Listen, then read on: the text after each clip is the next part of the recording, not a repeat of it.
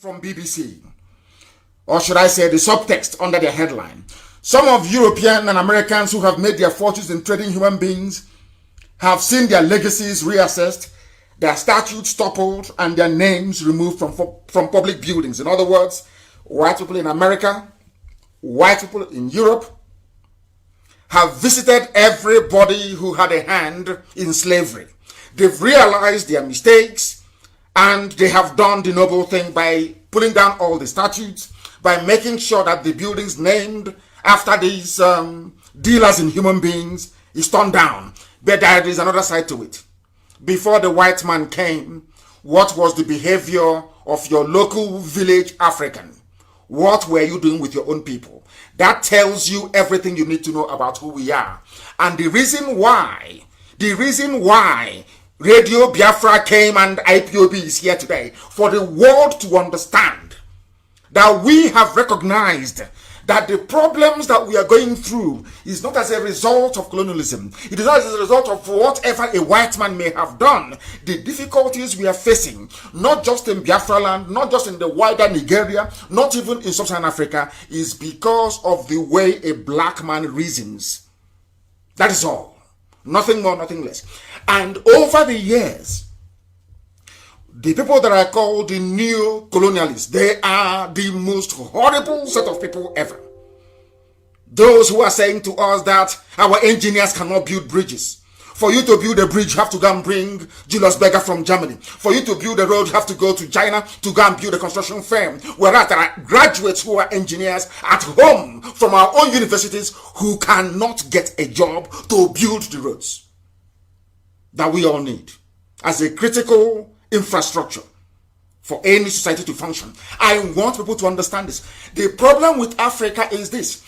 If you continue to reason like a typical black person, there will never be any improvement in your lives. You need to change the way you reason. There was something we learned, something I learned personally from studying in Europe, in England for that matter. There is something they do very cleverly, and I want you to understand this. Do you know that coronavirus is rampaging the whole of America, destroying lives, laying cities to, should I say, communities to waste? People are dying every day. Everybody knows that that very virus came from a lab in Wuhan in China. That very virus was transmitted right across Europe. It went to Italy. It caused a lot of havoc. It went to France. It killed a lot of people. It went into UK. It devastated populations. It went into America and is still ravaging. Do you know one thing I discovered about white people? Do you know in all these countries of Western Europe and North America, none of them has ever risen up to blame China? President Trump have said it now and again. But in the end, the people of America keep reminding him that you were ill prepared. You didn't prepare very well for it. Do you see how white people reason? Although the virus emanated from China, they expect their governments to have done something about it. They don't expect the Chinese to save them. They expect their own government to save them. Now, compare that with how people reason in Africa, how we Africans reason. Whenever there is a problem, we look to blame an outsider.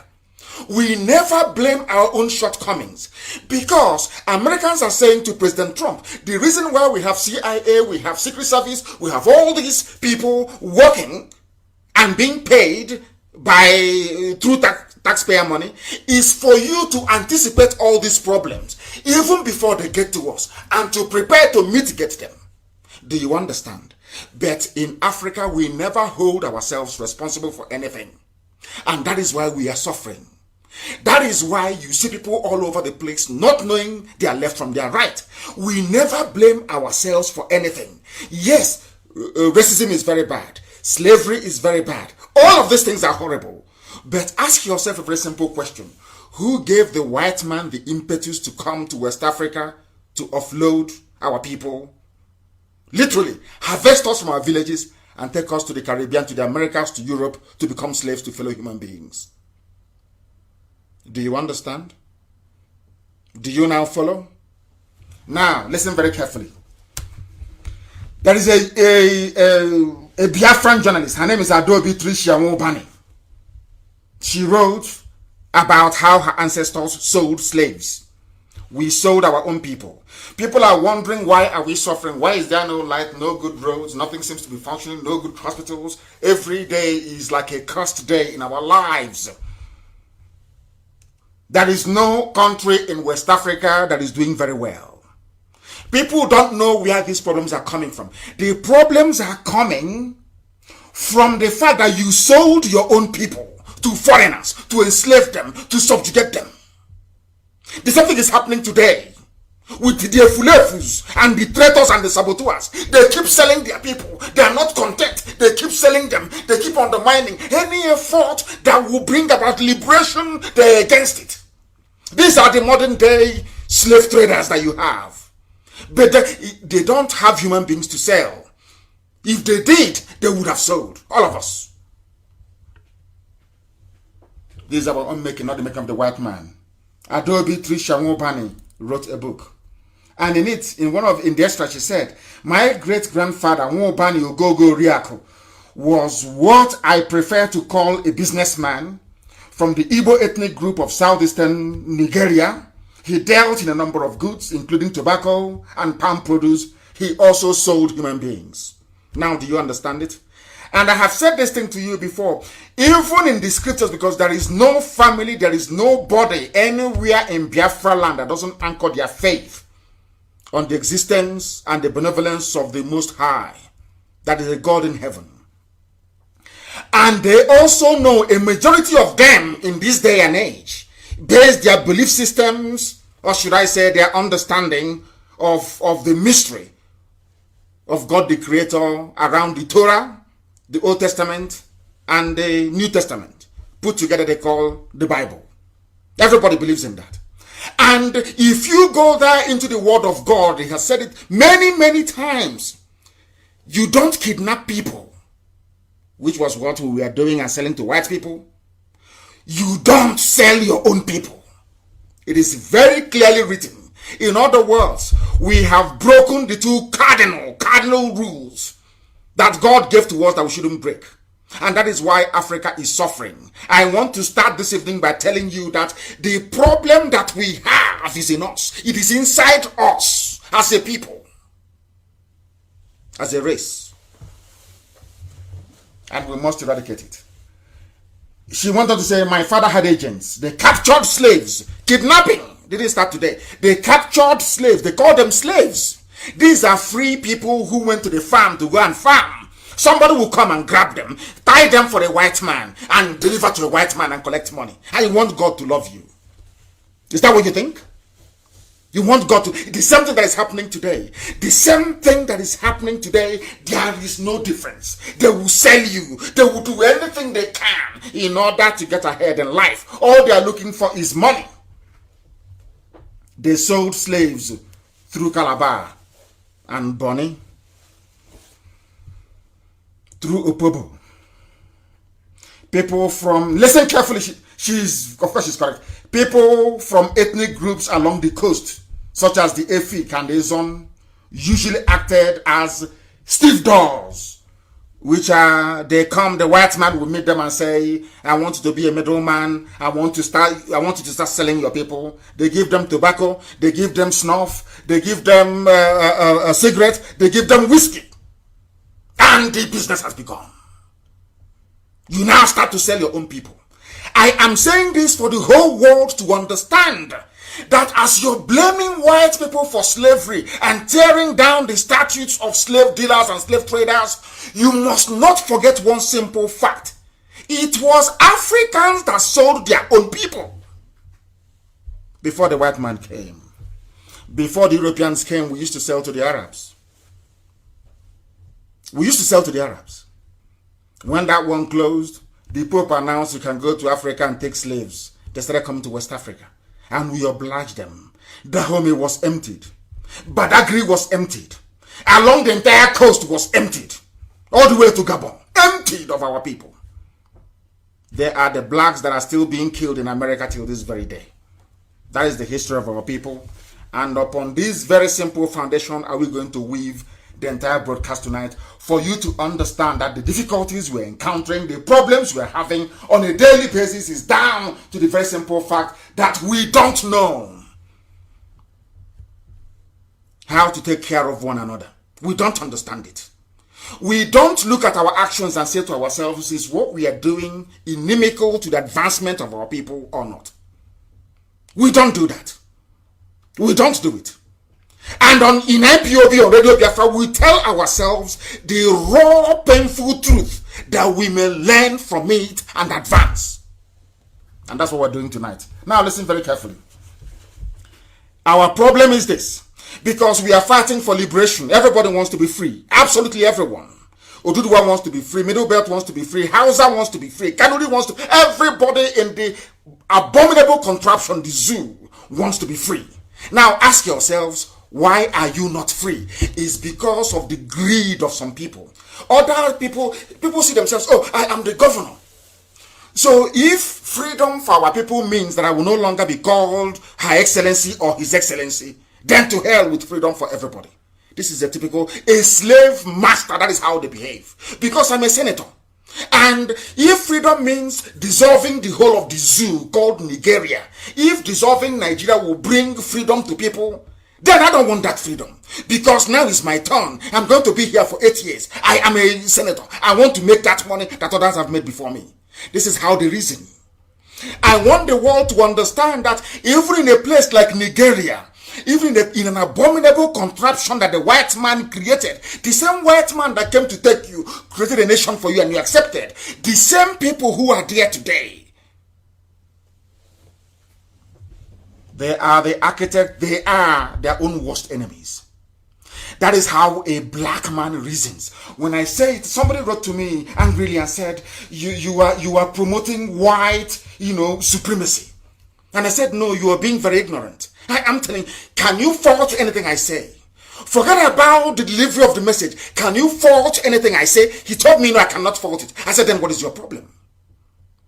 That is the thing about black people. They don't want to learn, correct their mistakes and move on. I'm asking you, somebody said that I will not allow. I know that everybody, every pundit in the world, every commentator, every analyst, everybody knows that for there to be freedom for all, Nigeria has to fall. Nigeria has to fall. They know it. Once you dissolve the zoo, Nigeria, everybody will be free. They know it very well. Even a rat, a cockroach, Ochicha knows about this. Now ask yourself, why is that not happening? Because there are people with vested interests. Oh, you're telling me I'll be here and Nigeria will collapse. Once Nigeria collapses, that means I will no longer be making money. That means I may lose my house in Katsina. I'm an Igbo man. I'm in Sokoto. That means my shop. But in that his shop, he'll be there one day. He will be killed inside his shop. His neighbors have been killed. He can see it very clearly. Now, that is the way that black people reason. That is what we have come to do. To let them understand that if you continue to reason this way, there can never be any improvement in your life. Impossible. And they have their agents. There are people, ask anybody of a sound mind, what is it about Nigeria that you want to keep Nigeria as one? What is it that Nigeria is absolutely nothing unless they are corrupt, their politicians or their agents, or they are hoping that their village will get their own turn in the year 2099? Is that how human beings are supposed to behave? Is that how people with brain is supposed to behave, I ask? Do you now see that the problem of black people is black people and not white people? White people are doing what they are supposed to do. It is called taking advantage. That is how life is. That is how human nature works.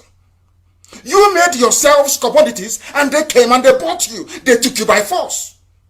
You put yourself in that position. That is what our sister is writing about. And that is the truth. Have we begged the world? Have you seen black people gather together and go to America and beg black Americans, kneel down? People are doing, taking the knee. You see Nancy Pelosi, you see a few world leaders, kneeling down in deference to Black Lives Matter. The people, the real culprits, we Africans are the real criminals, the real culprits, Have we ever gone to America to say to Americans, please, black Americans, we are sorry for what our ancestors did. What they did is absolutely, is abominable, it is horrible, it is terrible. We've not done it. Because we don't like taking responsibility. Not at all. People, because of political ambition, you want to run for office. I had a lawyer once representing me when I was incarcerated. And they asked him, he said his business is not about if Nnamdi Kanu is out or not, or dies in prison. He wants to go and contest for House of Reps. And he used my name to get close to the governor of Enugu State so he can go and contest for House of Reps. Then those are black people for you. That comes to what I want to preach tonight. The lack of consistency in black people. They never believe in one thing and believe in that thing. They keep going. They keep going no matter the obstacle. They keep going. After a while, they just fall by the wayside. Very fickle-minded, very feeble. We lack discipline. We lack discipline, and we lack dedicated focus. Why do you think IPOB is a phenomenon all over the world? Everybody talks about IPOB for good or for bad. It's up to them. But you must discuss us. You must talk about us. You must. Because we have a stranglehold over you. Do you know why? Do you know why you must discuss IPOB, Nnamdi Kanu, Biafra every day? Do you know why? Because we are resolutely dedicated to the pursuit of freedom for Biafra and for every other trapped ethnic nationality in the damnable Zoological Republic. And do you know the funniest thing? Is that the people we are fighting for, they know this. Even the Hausa man knows. If you ask him, a Hausa man will tell you, Nnamdi Kanu is fighting for me. I feel this fight. Somebody in Yobe will tell you something. Because they understand. They can look beyond all the noise, basically. And understand what we stand for. And we have been doing it consistently. Consistently. No amount of intimidation. No amount of extrajudicial killings. No amount of bribery. No amount of cajoling. Nothing is going to... And they know it. Our enemies, they understand. That is why they're afraid of us. And they must be. Who are you not to be afraid of IPOB? Who are you? You must be afraid of us. Is it because we kill? No, we don't. Do we have guns? Are we militants? Of course we do. We don't have any guns. We're not militants. But ask yourself, why are they afraid of a group of people, a nation of unarmed people? Within it lies all the answer to your paranoia. Within it. We are not focused. We are easily distracted by rubbish. Every passing rubbish, we get distracted by it. Churchill once said, and somebody posted it a few days ago, if you throw stone at every barking dog on your way to something very important, you will never get to your destination. Every idiotic dog that comes out and barks, you respond. Every idiot that speaks, you respond. How can you be focused and focus on the enemy? That is what the enemy wants you to do, to become distracted. Our focus at all is Asorok. Our focus is the collapse of Asorok. You don't shake from it. You don't allow yourself to become diverted. You remain focused like a laser beam because it's empty. Empty. We must focus on that thing that we have come for, which is freedom. That is number one. Everything else is secondary and inconsequential. Some idiots, they thought my absence for a few days an opportunity for them to showcase their stupidity and power-hungry tendencies. Let me see the idiot. I have come. Let me see the fool. Or should I say fools? People who are not disciplined. Who are not disciplined. It's only in Africa you have somebody that a civilian president appointed or promoted him or her to a major general position, or maybe as a brigadier general, and after 2 days they plot a coup. That is the idiotic thing about, that is the stupid thing about black people in Africa. We are so useless. We don't reason. That was why coup plotting became a craze in Africa. And a black man thinks, if I'm holding AK-47, I'm powerful, I can now rule everybody. They all went to school where a general will kneel down before a civilian president. They learned nothing. They will never learn anything. That is the thing about black people. And that is why we seek for freedom for Biafra. We want to build a nation that the world will look at and they will marvel. They will say, my goodness, we never thought that blacks can do such a thing. That is why we preach to you the way we do. That is why we are uncompromising in the way we lecture you about what you need to know before we go into Biafra. Because Biafra cannot be like the zoo. Our sister posted earlier today that even these days that men gossip more than women. I said, yes, when you're born under the bridge in Ojuela, but what do you expect? Near a dustbin, a stinking dustbin. What do you expect? Those of us that grew up in the village, we have no time for such rubbish. No time for such nonsense. Who are you that will talk about you? It's only idiots that talk about human beings. Great people talk about ideas. That is what we are doing in IPOB. That idea is freedom for Biafra. Nothing else. If you stand in front of us, we will crush you completely and totally. Those in Oba, they ran away, didn't they? The so-called youths, one in Enyeso, they ran away. When IPOB came, just for burial, they ran away. And we'll catch them one by one. And we'll set example with them that other people may learn. That other fallen fathered bastards in our land, they will learn. I have given the order. An example will be set with Oba that others will learn. That next time when we speak, they listen. What happened yesterday was just a preamble.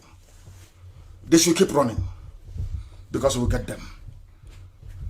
They want you to engage Efulefus and forget about Asorok, which is where we're heading to. That's our focus is Asorok, the collapse of it. Not any, forget about Efulefu, traitors, what they're saying around you. That was how they deceived us for very many years. Oh, is the minority, South and the Southeast, Southeast, Bendel, Delta to Niger Delta. Nobody knows who he or she is anymore. Any name they give you, you take. Every rubbish that comes, you accept. Every nonsense, every garbage. Oh, they hate you. Oh, do you know that his son, they hate Igbo man? Do you know Igbo hates Igbo? I said, who told you that? Who told you? You accept every garbage they give you. And here we can't accept it. Absolutely not. I grew up in the village and everybody knows how much we hate EGG housefly. You know how much we hate housefly where we come from. EGG, everybody hates flies. We hate it. If you're eating and a fly perches on any part of your gari or apple, you quickly cut it out or even rice. You take that bit that the fly perched on and you throw it away. I want you to listen to what I'm saying now very, very carefully about flies, because Sabo and traitors, they're like flies. Those who are just buzzing around, they're like flies. I want you to understand this very carefully. When you're eating in the village or anywhere for that matter, and a fly perches on any part of your food, what do? You cut out that part of the food and throw it away because you feel it's contaminated. Yes? Good. But remember this. Despite this very fact that we don't want flies around us, anytime a fly is as stupid as to fall into a keg or barrel of palm wine, what do? Do we throw the palm wine away? No. We quietly filter out the flies and proceed to drink that same palm wine. Because that is an indication that that wine is very healthy. Anytime you see sabo buzzing around your ears, know that what you're doing is great. We are the only freedom fighting movement standing. Not just in Biafra land, not just in the Zoological Republic. The whole of Africa as a whole, only IPOB is standing. Bearing this very standard of freedom and hope for every single black person on the face of the earth. That's what we represent. And when a fly falls into your palm wine, you filter it out. It is called mamijiji, some of you that know. You quietly feel that you drink that wine. We never throw away palm wine because a fly fell into it. No. But remember, if that same fly touches your food, you will take that part of your food and you throw it away. That is what all these detractors are trying to do to you. When they fall into your wine, as I do, palm wine, you filter them out. Mbamijiji, you drink it. You don't say why you drink it. To tell them that they are nothing. That's how you're supposed to behave, because you're IPOB. You are chosen by God Almighty in heaven to fight for the freedom of not just yourself, but every oppressed black person on the face of the earth. And we are not going to accomplish it through sentiments. It is not something you do by mere wishful thinking. It is something you accomplish by doing that which is right. Remain focused and disciplined. Don't allow yourselves to be distracted. Of course not. Of course not. The same goes for Sabo. You need saboteurs to make you appreciate how potent IPOB is. Because if you're not strong, they cannot come. If that one is not good, the fly can never come close to it. Do you understand that? That was like somebody once, they said that a fly is like a poison tester for you. In the olden days, elders would watch a fly. Any food they perch on and die, that food, a human cannot consume it. Are you aware of that? Daddy, do you know you cannot drink perfume? If you open, a vial of perfume, if you open your bottle of perfume and you leave it, will a fly come to it? A fly cannot come to it. If you drink that perfume, you'll be poisoned. You may die from it. I don't want to go into too much, because that is the advantage of growing up in the village. When you grow up in the village, you know a lot of things. When you grow up under a bridge somewhere, I feel sorry for you. And some of you from there, you travel abroad. That's the bye-bye now. What do you know? Not absolutely nothing. The only thing that ties you to Biafra land is just your name. Apart from your name, you are not a Biafran. Absolutely not. You need people to remind you as to how potent you are. Without all these professional gossipers, you're nobody. That's to tell you how mighty IPOB is. The whole world over. That is why we managed to be able to bring the zoo down to its knees. The people they call miscreants, all manner of names. What haven't they called us before? Today, the zoo is on its knees because of what God Almighty is doing with IPOB. We are the people that stopped the zoo. For people who do not know, we are IPOB. We are the ones that stopped the zoo, Nigeria, from having a president. They have no president. Do they have one? Let him come out and do a live interview. Let him address Nigerians live.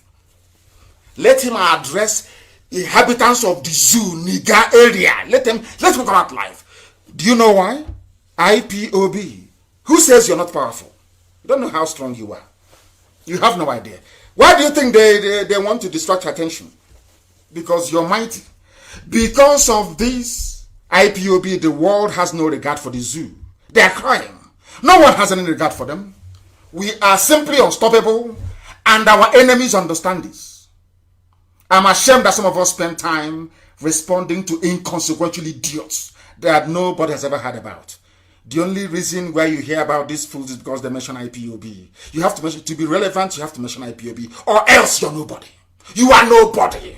If you want contract in Abuja, you castigate IPOB in Nnamdi Kanu. If you want to get ahead in life, you must say something bad about Biafra. That is how powerful we are. That without our names, nobody will know who these idiots are.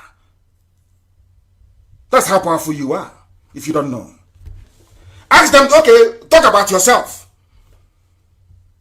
They won't exist. Never exist. Nobody will know them. That's how strong we are. How powerful we are. We are unstoppable. Absolutely that. Parasites will come. They need our name to shine.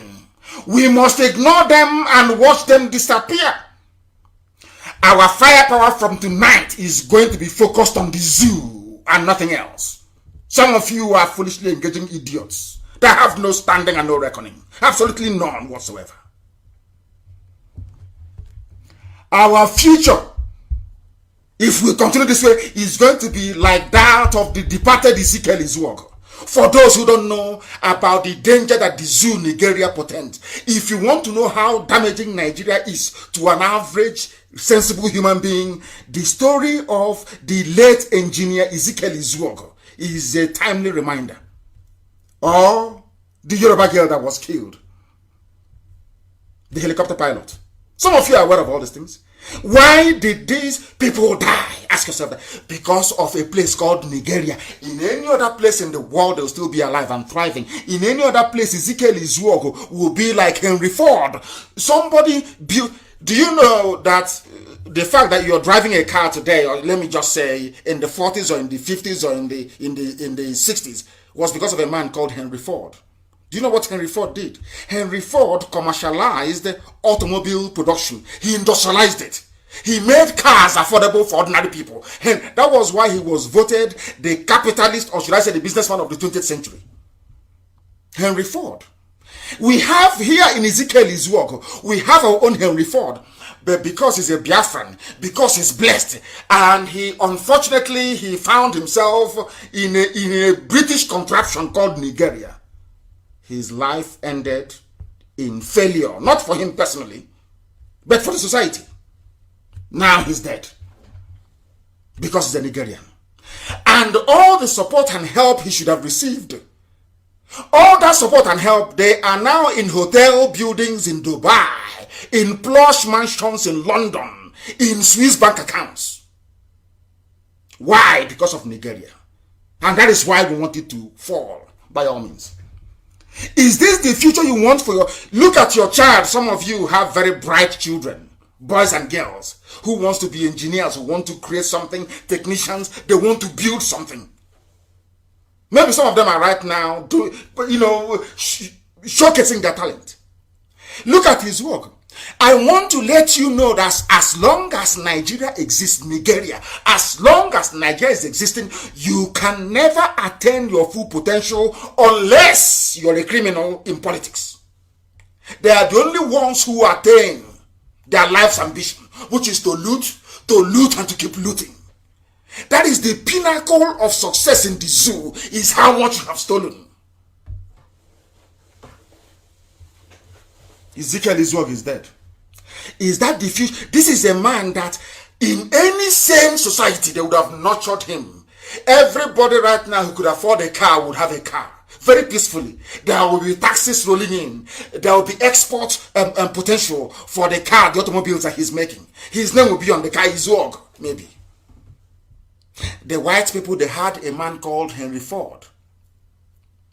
That man went on, even Daimler. Remember Daimler? In Daimler Benz, yes? These are human beings. They are not angels from heaven. They are fellow human beings. If you cut their skin, you see red blood coming out. In their own land, because they are white people, they appreciate something good. They were nurtured. Today, some of you ride a Ford pickup. You're having fun, but you have your own talent, your own engineer, your own God-given automobile expert. He died in regret, misery, and pain. And that is the type of country you want me to belong to? Hey, please, for goodness sake.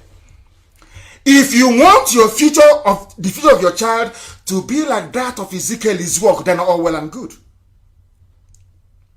The ability to live as free men and women in a land where the Zuogos of this world can flourish and thrive is what we are pursuing. In Biafra land, every talent. You know, in the zoo, it's only their children of politicians. It's only their child that is good enough for anything, for scholarship or everything. How many times have they set up any kind of competition? Let's say science competition. To say the best science student will get scholarship to MIT. They will never do it. Is it that they don't have the money? Of course the money is there. They are using it to go and buy mansions in Dubai. Is that the type of country you want? These are the type of people you want us to respect? Huh? My goodness. This is the type of country that Facebook is supporting. Facebook wants the zoo Nigeria to continue so that the suffering can continue. They are the real racists. These are the real people. Black people must reason. The likes of Trump telling you the truth, they are the ones that love you. Black people, we want people to massage our ego even when we are failing. Someone say, oh, you're doing very well. Oh, black and proud. You're very black and beautiful. All rubbish. Pure rubbish. It's not true. It's not true. And the net is not true. Ezekiel's work is dead. If had the US government frustrated Henry Ford the same way that Nigeria frustrated Ezekiel's work because he's a Biafran, the history of mass production of automobile would have been different. White people nurture creativity. black people, they kill it. I don't know where they get that. There is this wicked envy in a black man. There is this, I don't know, abundance of jealousy in a black man. Rather than promote a fellow black person who is doing very well, they prefer to kill that very person and then go and do boy to a white person. Somebody said they are doing it to develop kilishi. They are doing kilishi. Oh, dear me, zoo. People think that we just woke up one morning and decided to hate Nigeria. They don't like Nigeria. They are trying to bring the nation down. And I'm asking you a very simple question. Which other people in this world will have somebody like Ezekiel Izuogo and allow him to die like this without fulfilling his potential? So now his death is gone back to his maker. The God that brought him to bring automobile to black people in Africa, how do you think that God will feel now? The God that brought it, God said, I have given talent to every nation. To you black people in Africa, I'm giving you Ezekiel Izuogo. Take him, nurture him, let him build cars for you. Some of you are saying, oh, I'm trekking too much. My mother is trekking in the village. I'm struggling. How do I get a car? But God gave you somebody who's a car maker by nature. What did you do to him? What did you people do to the person that the Africans, Africa's version of Henry Ford? What did you do to him? Because he's a Biafran. Because an Igbo man. And you want me to love Nigeria, to support Nigeria. Do you see how foolish you sound? All of you talking rubbish. I saw some idiots today talking nonsense about Nigeria. Are you not ashamed of yourselves? Where is Ezekiel Izuogo today? Where is he? Where is he? Nowhere to be found. And please don't say Innocent. Innocent assembles cars. He assembles the parts of the cars. Izuogo fabricates the parts of the cars that he built. The car that he built, he fabricated them. So there's a difference from car assembly to car maker. A car maker is not somebody who owns an assembly plant, no. He fabricated all the materials that he used. For your information, there is something satanic in the brain of certain, I will not say all, certain black people. Satan dwells in them. Satan dwells in them. And it's a good thing that they can't see Biafra, of course. They know they can't. So those of you who accuse me of promoting white supremacist agenda, you can now understand how foolish you sound and how foolish you are. Because I weep for your ignorance. To a typical black man, truth is always very bitter to swallow. I am delighted because this very evening, my voice is being heard across every major part of the world, including Efik and Ekom lands, and into Amazonia, so they understand who their brothers are. Because I foresee in the future that Amazonia and Biafra will go into some kind of an alliance and federation. Because we are the same people. The gospel of truth must be preached regardless of who gets upset or who gets wound up in the process. See, they're irrelevant to us. Absolutely irrelevant to us. Because the truth must be preached at all times. Ezekiel Izuogo is dead. What was the name of his car again? Z600 it was called. The name of the car that he manufactured. Z600. Very, very sad indeed.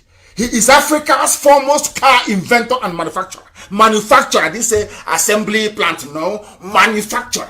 There's a difference. Unbelievable. And people are running all over the place and talking nonsense about the zoo, Nigeria, our country, our place. And I said to them, you talking about some stupid president. How many times have you seen him? How many times have you seen your so-called president? I said, how many times have you seen him? How many times has he addressed you live? COVID-19 is ravaging the whole world. How many times has he come out live to preach, to speak, to talk to you? None. That means there is nobody there. But you are blinded by ignorance and the damnation from Satan that you cannot see. You are blind, you cannot see. Zoo animals. You cannot reason, you cannot see. The same garbage every blessed day. Who would want their daughter to enroll in an army where Boko Haram recruits are the officers? I ask you, because there is a Yoruba girl that was killed in the military barracks, killed. You see, there is something I don't understand about black people in this UGA, especially people in the zoo, Nigeria. How do you people actually, there's something called rationalization, the process of reasoning, being able to chew through ideas and come out with something that is sensible or something meaningful. Boko Haram is against women going to school. Boko Haram is against women becoming teachers and doctors and nurses, and even talk less of being a helicopter pilot. And in that same environment, these Boko Haram people are being recruited into the army, where you have a young Yoruba girl, a helicopter pilot. I want you to understand this very clearly. Look at how Zoo people reason. The same, why is it that Boko Haram and ISWAP, why are they fighting? They want Islamic rule. And in Islam, in their own version of Islam, so to speak, are women allowed to become helicopter pilots? The answer is no.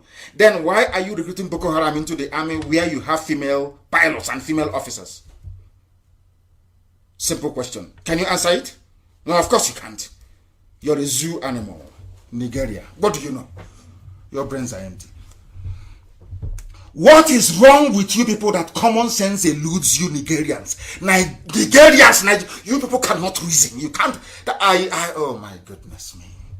Why can't you people reason by understanding that only Biafra can set all of you free? Do you think we are doing what we are doing just for ourselves? We want everybody to be free. Absolutely everybody. Not just Biafrans. We want to set everybody free.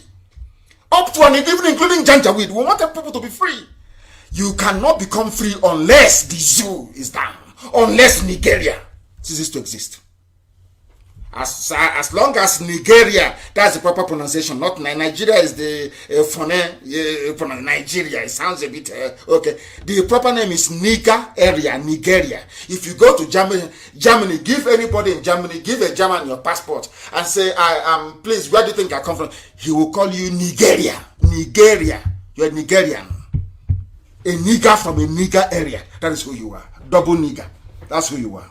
That's why you have in the original pronunciation, you have double G. In the original spelling, double G, double nigger from a nigger area. A Yoruba girl was killed. We will talk about this thing now, and it will become a social media phenomenon for a few days, and after that, we all forget. Typical black people, that's how we are. After a few days, we all forget. We all forget. The death of Tolupe Arotile was not an accident. She was murdered. She was killed. An army officer, Yoruba girl, a mathematician. That in any other place in the world, she would be somewhere receiving government grant and, trying to find solution to the power shortage. She is a mathematician. Everything in life is mathematics, if you know that. But that will be a topic for another day. She was killed because of her audacity to conduct successful combat missions against Boko Haram. I've told you before, they believe in their own warped kind of Islam, that if you're killed by a woman, you cannot meet 72 virgins in heaven. You cannot go to heaven. If you're a man and you're killed by a woman, your life is, in fact, you will spend eternity in purgatory. Here you have a Yoruba girl recruited into the army to fight terrorists and bandits. Instead, she was killed in the barracks by those who are sympathetic to the ideals and ideas and philosophy and mindset of terrorists. I want people to understand it and digest it very well. She was killed. This Yoruba girl was murdered because she had the audacity to go into an aircraft to go and be unleashing bombs on men. That's why they killed her.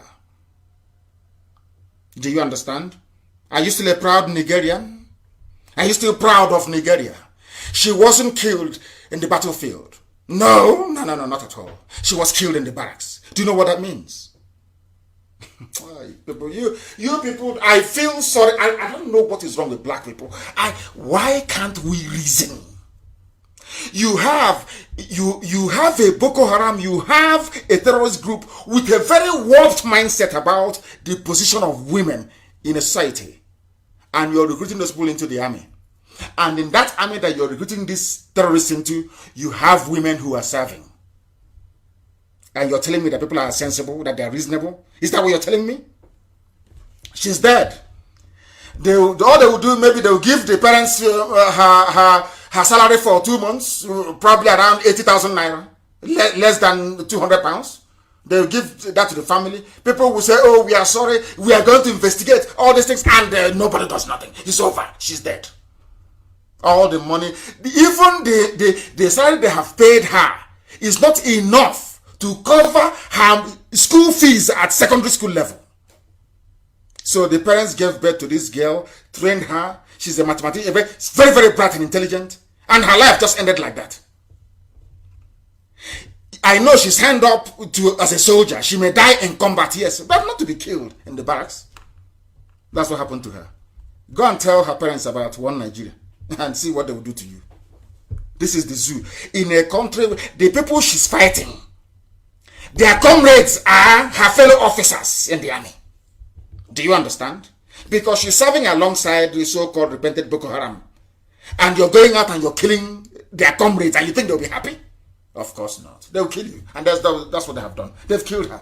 And the zoo, as usual, what will happen? Nothing. They will say there's an inquiry. We've set up an inquiry. We are going to get to the bottom of this, and nothing happened. Nothing will ever happen. Absolutely nothing will happen. That is how the zoo operates. And that is why we hate them with a passion. And as this evil is happening every blessed day, that is one thing about Nigerians I don't understand. God created human beings to have brain, to be able to reason. And I keep every day as I wake up, when I see the behavior of black people, I keep asking myself, is it, God, are you sure that there was no mistake somewhere? Your God did not make mistakes, we know that. But are you sure that there's something didn't go wrong somewhere? Do you know that this situation of insecurity in the zoo is so bad that today, explosion killed 7 children. I want to be factually correct. Absolutely correct. It was reported yesterday. It happened yesterday. Explosion killed 7 children. If this thing were to happen anywhere else in the world apart from the zoo, believe you me, CNN will give everybody, Al Jazeera will be everywhere. That is why I want to let people understand about who really hates you and who loves you. They won't talk about this news because they are benefiting from the corruption that Nigeria is. Nigeria, the corruption that Nigeria, 7 children killed. It is not international news. Who killed them, you would ask. Who killed 7 children? An improvised explosive device. You see, when the dead Buhari was alive, they were plotting all these things to how to take over other areas.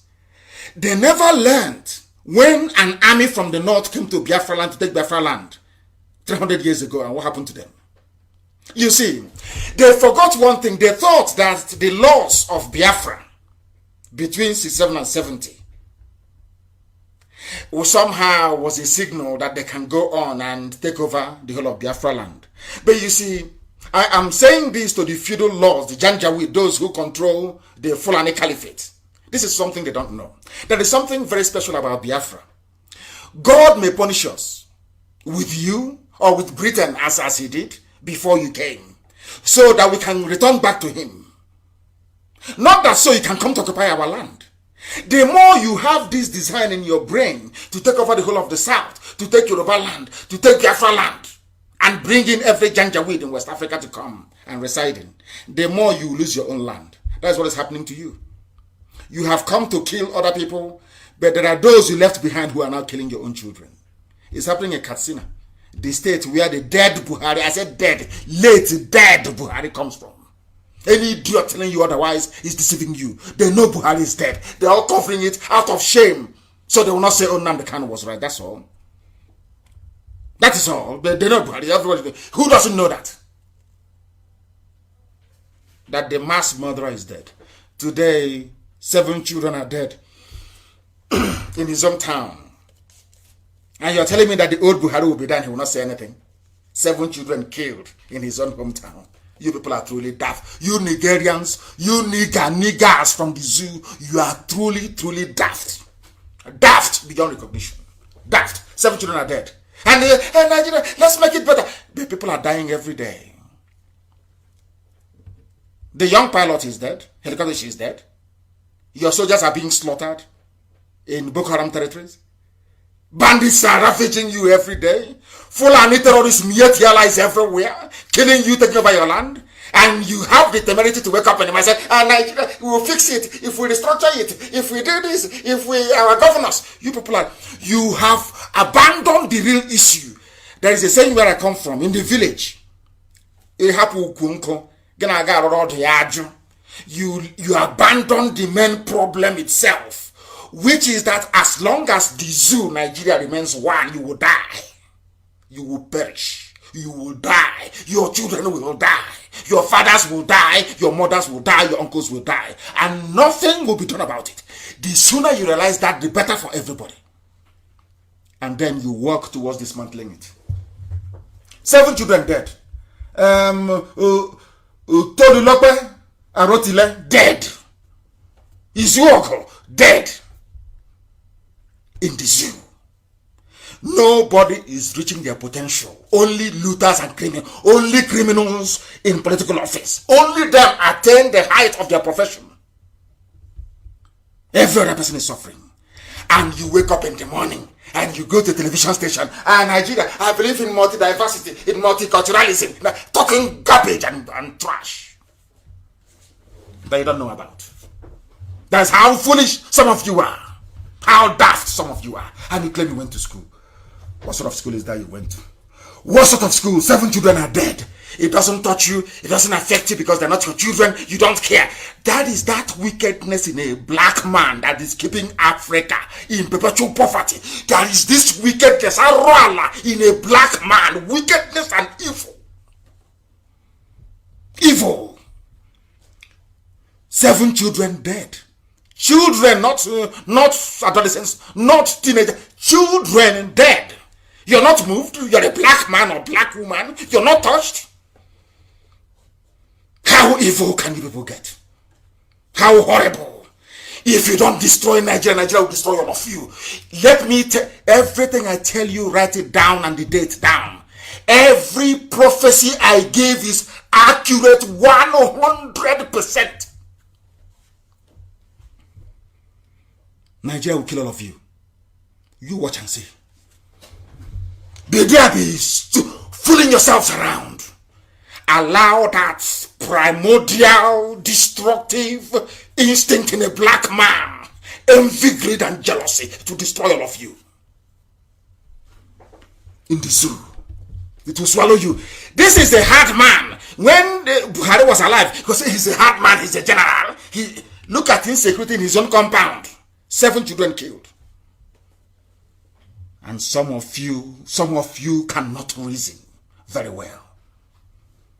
Because to you, the little envy inside you is more important than you express it. It's more important for you to express your envious nature than to fight the evil that is in front of you. Hopeless people everywhere. Is that over? That's in Katsina. Let us go to Kanu. State by state. In the zoo. What is happening in Kanu? Bandits stormed the home in Kanu of a lawmaker, and the 17-year-old daughter is gone. Do you think he's going to see the daughter again? It's in Kanu. They are the one Nigeria people. Let's have one Nigeria.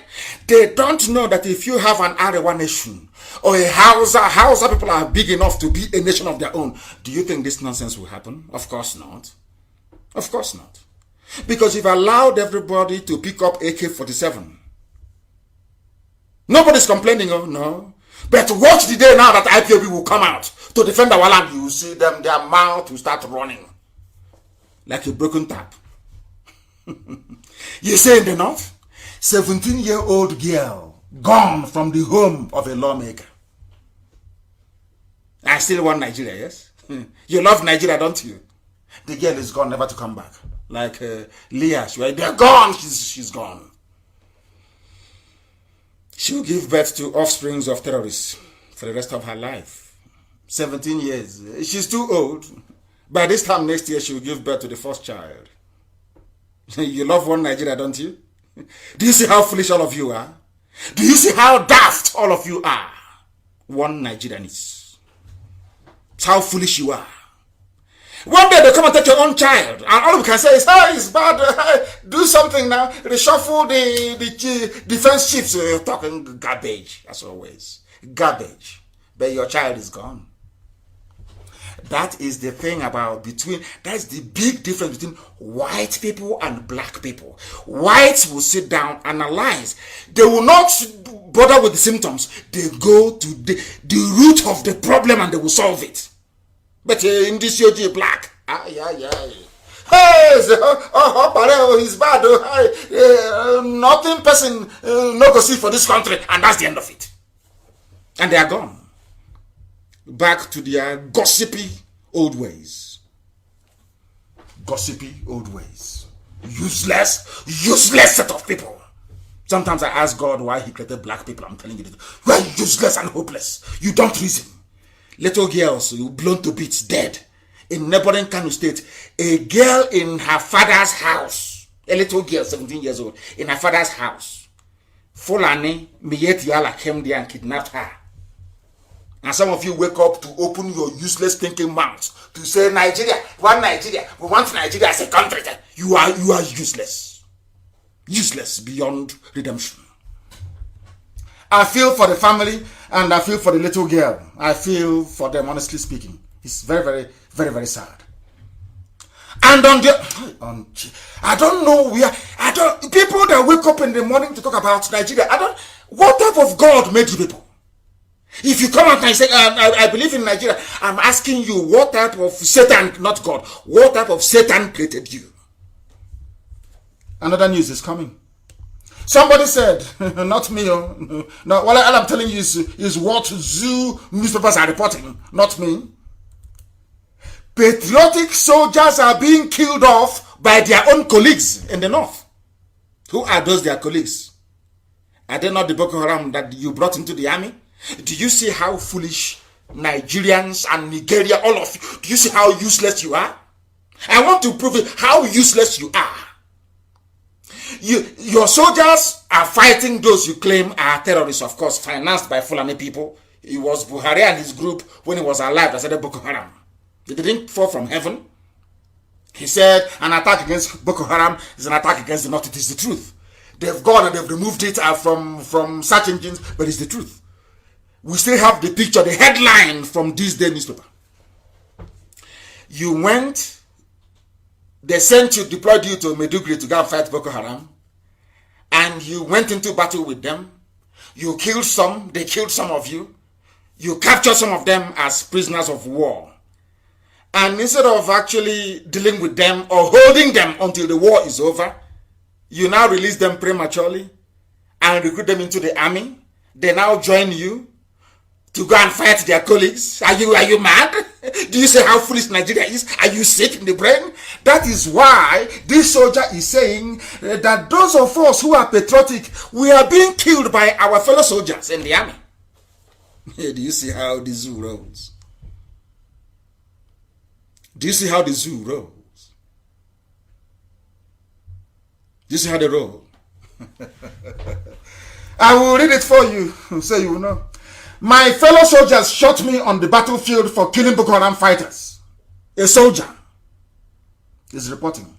A former Nigerian soldier has alleged that he was shot by his fellow soldiers on the battlefield for killing too many Boko Haram fighters. That is your country? Hey, we want restructuring. We want to reshuffle. We need a new security architecture. People talking rubbish. Talking nonsense every day on their useless TV stations. Rubbish every morning and evening.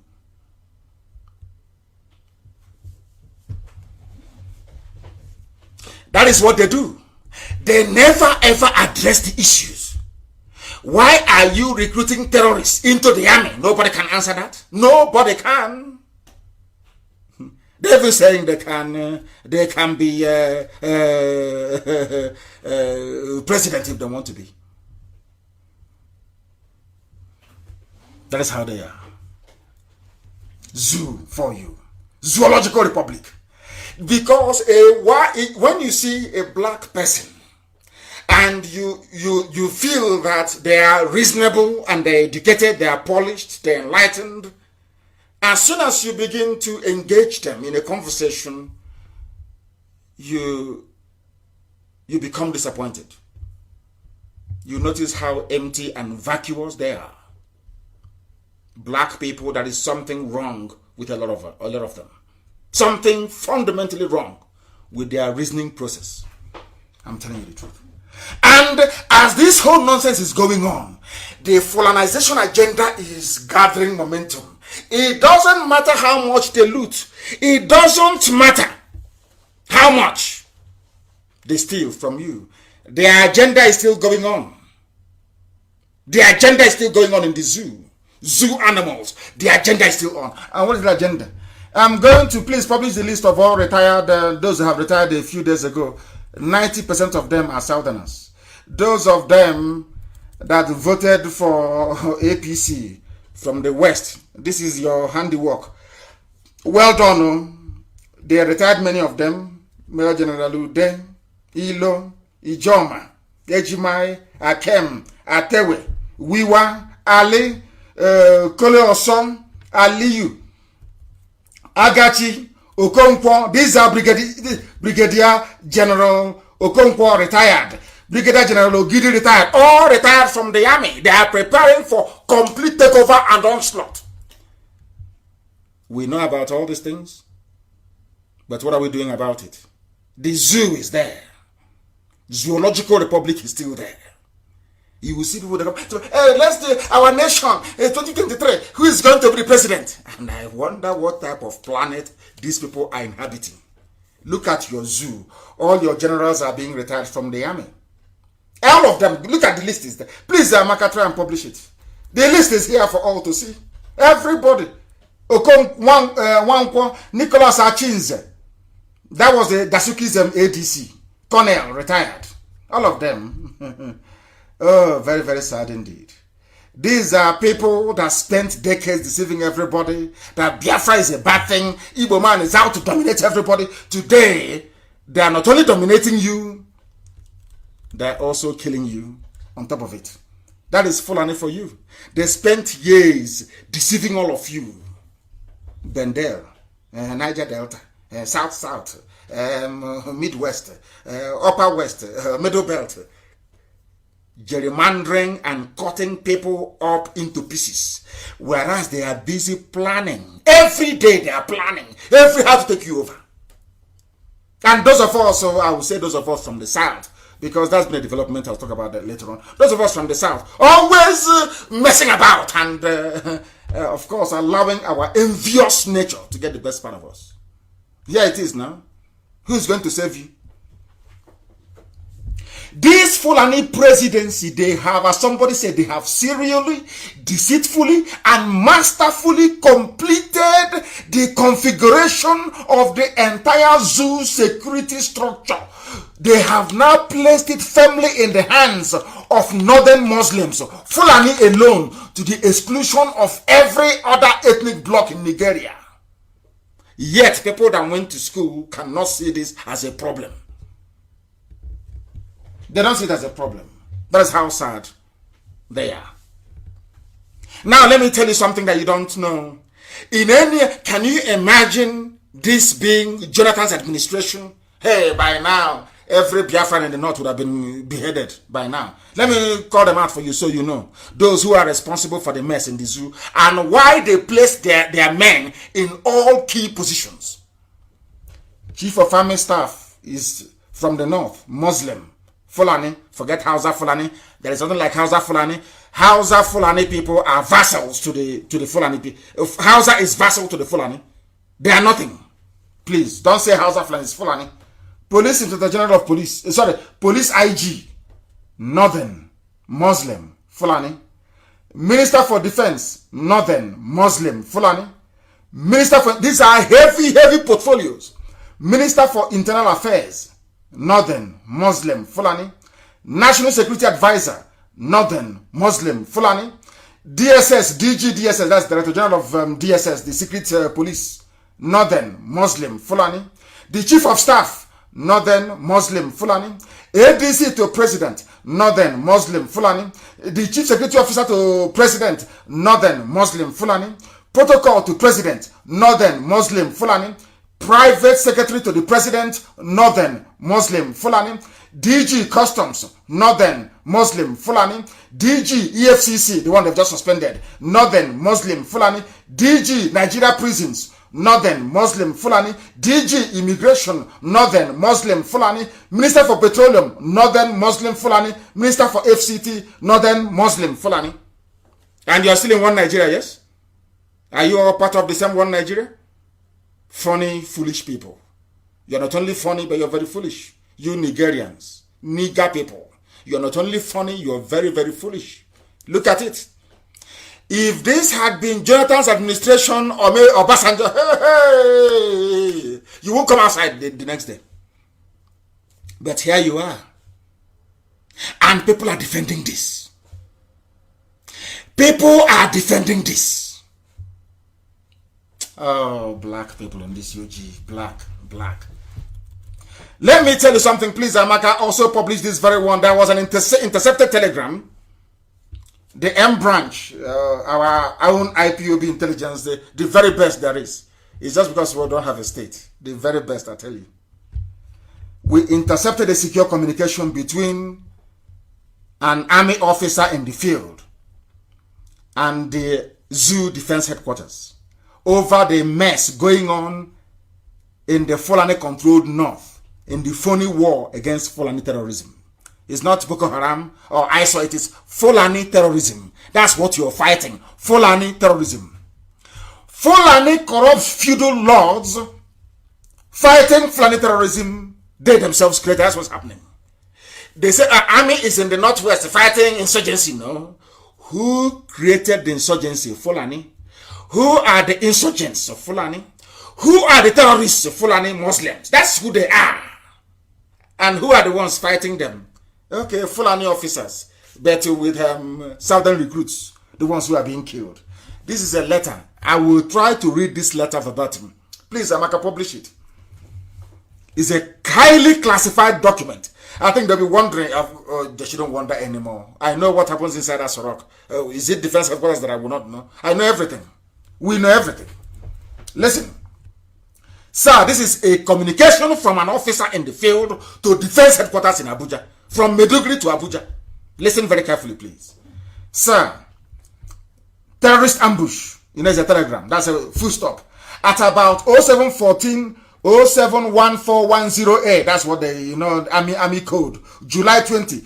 Troops of Sector 2 were ambushed by suspected terrorists at Bulabulin in Damboa local government area. Full stop. 2X, which is 2 teams of reinforcement, were dispatched to the scene. Full stop. The first team confirmed the details at the scene, while the second team linked up and returned to the camp. Own Kaz, that's Chief of Army Staff, OWN, killed in action 23 soldiers. Wounded in action, 1 times 2 soldiers, whatever that means. Missing in action, unconfirmed. Many of them are missing, taken prisoner or taken hostage by Boko Haram. However, the WIA, wounded in action, WIA, are currently being stabilized at the brigade FDAMB. I don't know what that means. Brigade FBAMB. We will need to analyze this more. While some are those who are seriously injured are undergoing operations. Further details later. Now, number 2. The army is now, according to the telegram, advancing into the Timbuktu Triangle. He's saying advance into the Timbuktu Triangle is becoming cumbersome now that the rain is at top gear. It's rainy season there, so rain is falling there. Coincidentally, terrorist elements have reinforced their defenses to halt the advance and any army incursions into the area. Unfortunately, troops ambushed by daylight shows the level of preparation by ISWA, no longer Boko Haram. Listen carefully. They lie to you always. They tell it is Boko Haram they're fighting. No, they're fighting ISWA. And who is ISWA? ISWA is Al-Badawi. the son of the Boko Haram founder and leader, the dead Muhammad Yusuf. This was the boy, this same boy was going to court the same time that I was going to court in 2016. This boy was arrested. Al-Banawi was arrested. This was the boy that Buhari himself recruited. I don't know why people are so daft. Buhari himself recruited this very boy to split Boko Haram, no matter whatever, you know, when they find you very difficult, they try to split you by forming groups. They brought out this boy to challenge Shekau. Shekau was too strong. You know what Buhari did? Buhari now said, you people should not attack mosques or civilians. Only attack non-believers, infidels, and the army. That was his comment. Do you know what happened to this boy when he was in court? He was released from High Court in Abuja in broad daylight. He was not tried, he was released. Buhari asked for this boy to be released. He gave him his own command, his own terrorist group, ISWA. They aligned with ISIS because Buhari was a very big fan of ISIS. Ask yourself, why was this boy taken to court in Abuja and released? Whereas those who are agitating for freedom without any guns or bombs are still being detained. Ask yourself that question. He came out. He is not the one now fighting them back. How can you see it here? It's not Boko Haram, but ISWA. And the man is now warning that the commander is now telling DHQ, Defense Headquarters in Abuja, that this should not be taken lightly. Troops were also ambushed at Komala Axis on June 20th. And 11 soldiers were killed while escorting commuter vehicles. Please, Amaka, publish the pictures of those dead soldiers that the world may know. That IPOB intelligence is one in town. Publish their pictures because we have them. Publish it. That the world may know how formidable we are. Please note, listen on. Please note, number of IED incidents have also increased, suggesting that ISWA, that's ISIS, are initiating all available means to frustrate troops' incursions. As such, it is requested that air raids are initiated within Damboa axis to hit hard and neutralize reinforced terrorist camps and what they may have carted away. Do you know that? They defeat the army and they take the army equipment from the zoo. Are you aware of that? So I'm telling America and Britain, because they're all listening, all that equipment you provide to the Nigerian army, they are now in the hands of ISIS in West Africa, ISWA. Because it's here, confirmed by the army. This is a telegram of the army. It's secret, but I have it. We have it. We are IPOB. And there is nothing they do we don't know. And they know it. Here it is. It's Boko Haram is bad. But you can see that the people who are actually bad is ISIS, not Boko Haram. You can see it here from the telegram. This could also, they are now asking for bombing raids to be carried out in their own land in the north. Remember what I told you in the year 2012? I told you in the year 2012 that everything that Biafra endured during the war, that our enemies will go through it. Today they are in IDP camps. They are suffering from malnutrition. They are being raped. They are women in IDP camps, yes? And they are now dropping bombs. The same thing they did, but they are now dropping bombs in the lands of the north. Everything that I told you. Everything that I told you about. And he said, number 3, respectfully forwarded for your information and necessary action, sir. This is from the battlefield to defense headquarters. And we intercepted it. We have their pictures and we have this very telegram as well. Or should I say dispatch. And if you add to all this nonsense you have seen, Fulani at the helm of every security outfit, yet look at the scale of insecurity. And Britain is not talking. Nobody is saying anything. No, not at all. Because he's their favorite child who is in the name of their favorite tribe that is in power. Fulani, they cannot do, to the British, the Fulani cannot do any wrong. They can kill everybody. Britain will say is farmer header clash. Or a natural phenomenon. That's what they will say. Unbelievable. Add to all of these things, the head of the National Assembly or Senate is a northern Muslim. The head of judiciary is a northern Muslim. The head of the courts of appeal, Northern Muslim. And you're still in the zoo, shouting one Nigeria. Shame on to all of you, all of you. Why is it that some people do not see anything bad in this arrangement and in this development? Why can't people see something bad in it? The answer, in my own reckoning, is in the DNA of a black man. The satanic nature of a black man. Always gravitating towards evil. Always gravitating towards evil. Anywhere you see evil, you see a black man. You see them supporting evil. Shamefully and, should I say, hopelessly supporting evil. Look at the zoo. Nigeria. Created by the British and given to you. I'm a proud Nigerian. I'm from Nigeria. I'm proud. Did you create Nigeria? It was created. It was created by the British. Not you. It is now DNA. Now, the full intention of the Fulani presidency is now clear for everybody to see. Is it in the lopsided arrangement? Is it in their overbearing domination of every apparatus of state? Every department they are there. I call it modern day Fulani colonialism. And some of you cannot see.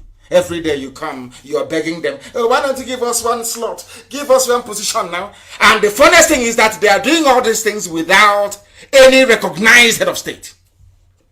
There is nobody who is the president. There is no vice. When was the last time you saw Sibajo? Nobody can tell me till today. You all know that very well, don't you? Fulani, they are doing all of these things to you without a head of state. Imagine when they have a proper head of state, what they would do to all of you. Now, do you understand? Now, do you understand? Now you know, don't you? It's the zoo. That is how they roll. That is how the zoo operate. That is how they roll. The zoo military, Fulani, they are getting ready for their full-scale jihad. They are still using the name of the dead Buhari regime, their Mr. President. When I hear people talk about Mr. President, I get very sick. The cowardly southern political class is doing exactly as they are told, because it was the Janjaweed that brought them out. It was Fulani that appointed all of them. They decide who goes and who doesn't. Look at Imo State, for example. Tells you all you need to know about the zoo. About the zoo. Oh dear. The day black people, supposedly educated black men, accepted to answer the name nigger as a name, was the day we sealed our miserable fate. Nigeria. Awolowo was there. I think he went to school in America. He was in America. So he should have known what the word nigger meant. He came back, he said, I want to be the president of Nigeria. Very sad indeed. Only Biafra can save the black race. And this is the reason why Satan, Ekwensu, and all his agents are doing their best to distract us. They are doing their best to stop us. But they will continue to fail very woefully. Woefully, they will fail, as they have always failed. The zoo Nigerians, they think mere rhetoric can save them. Talking about presidency, let us restructure. They know. They have conveniently forgotten that this rogue Fulani regime means evil for everybody. You will all suffer and die in it unless you reason and become sensible now, not tomorrow. Now, not tomorrow. They control customs. Why did they control that? Let us tell you, somebody did a very good job. In fact, Dr. Abaziambe, that was what he wrote as his name. Let me tell you, he did a very beautiful work. Let me explain to you why they control you, why they have Fulani has control over your lives. I'm telling you, for some of you, the level of control that Fulani has over your lives, I don't think another thing has it. I'm telling you the truth. Listen, the Fulani, they control the customs so they can bring in weapons of war all the way to Kaduna dry port. That was why they did. They planned it very well. El Rufai and the dead Buhari, they planned it very well and they're executing it now. Dry port in Kaduna.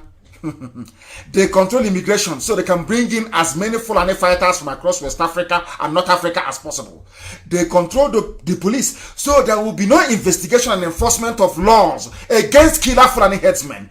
They control the National Assembly so there will be no adverse parliamentary proceedings against them. They control the DSS so that if you talk, they will shut you down. They control the judiciary so that once your case reaches the Supreme Court, it is dead. They control the army so that if you fight back, they will use federal resources to python dance you. They control the executive branch so they can dip into the national treasury to fund the Fulanization of Zoo, Nigeria. They control the Ministry of Information so they can control what you hear and set up their own radio station.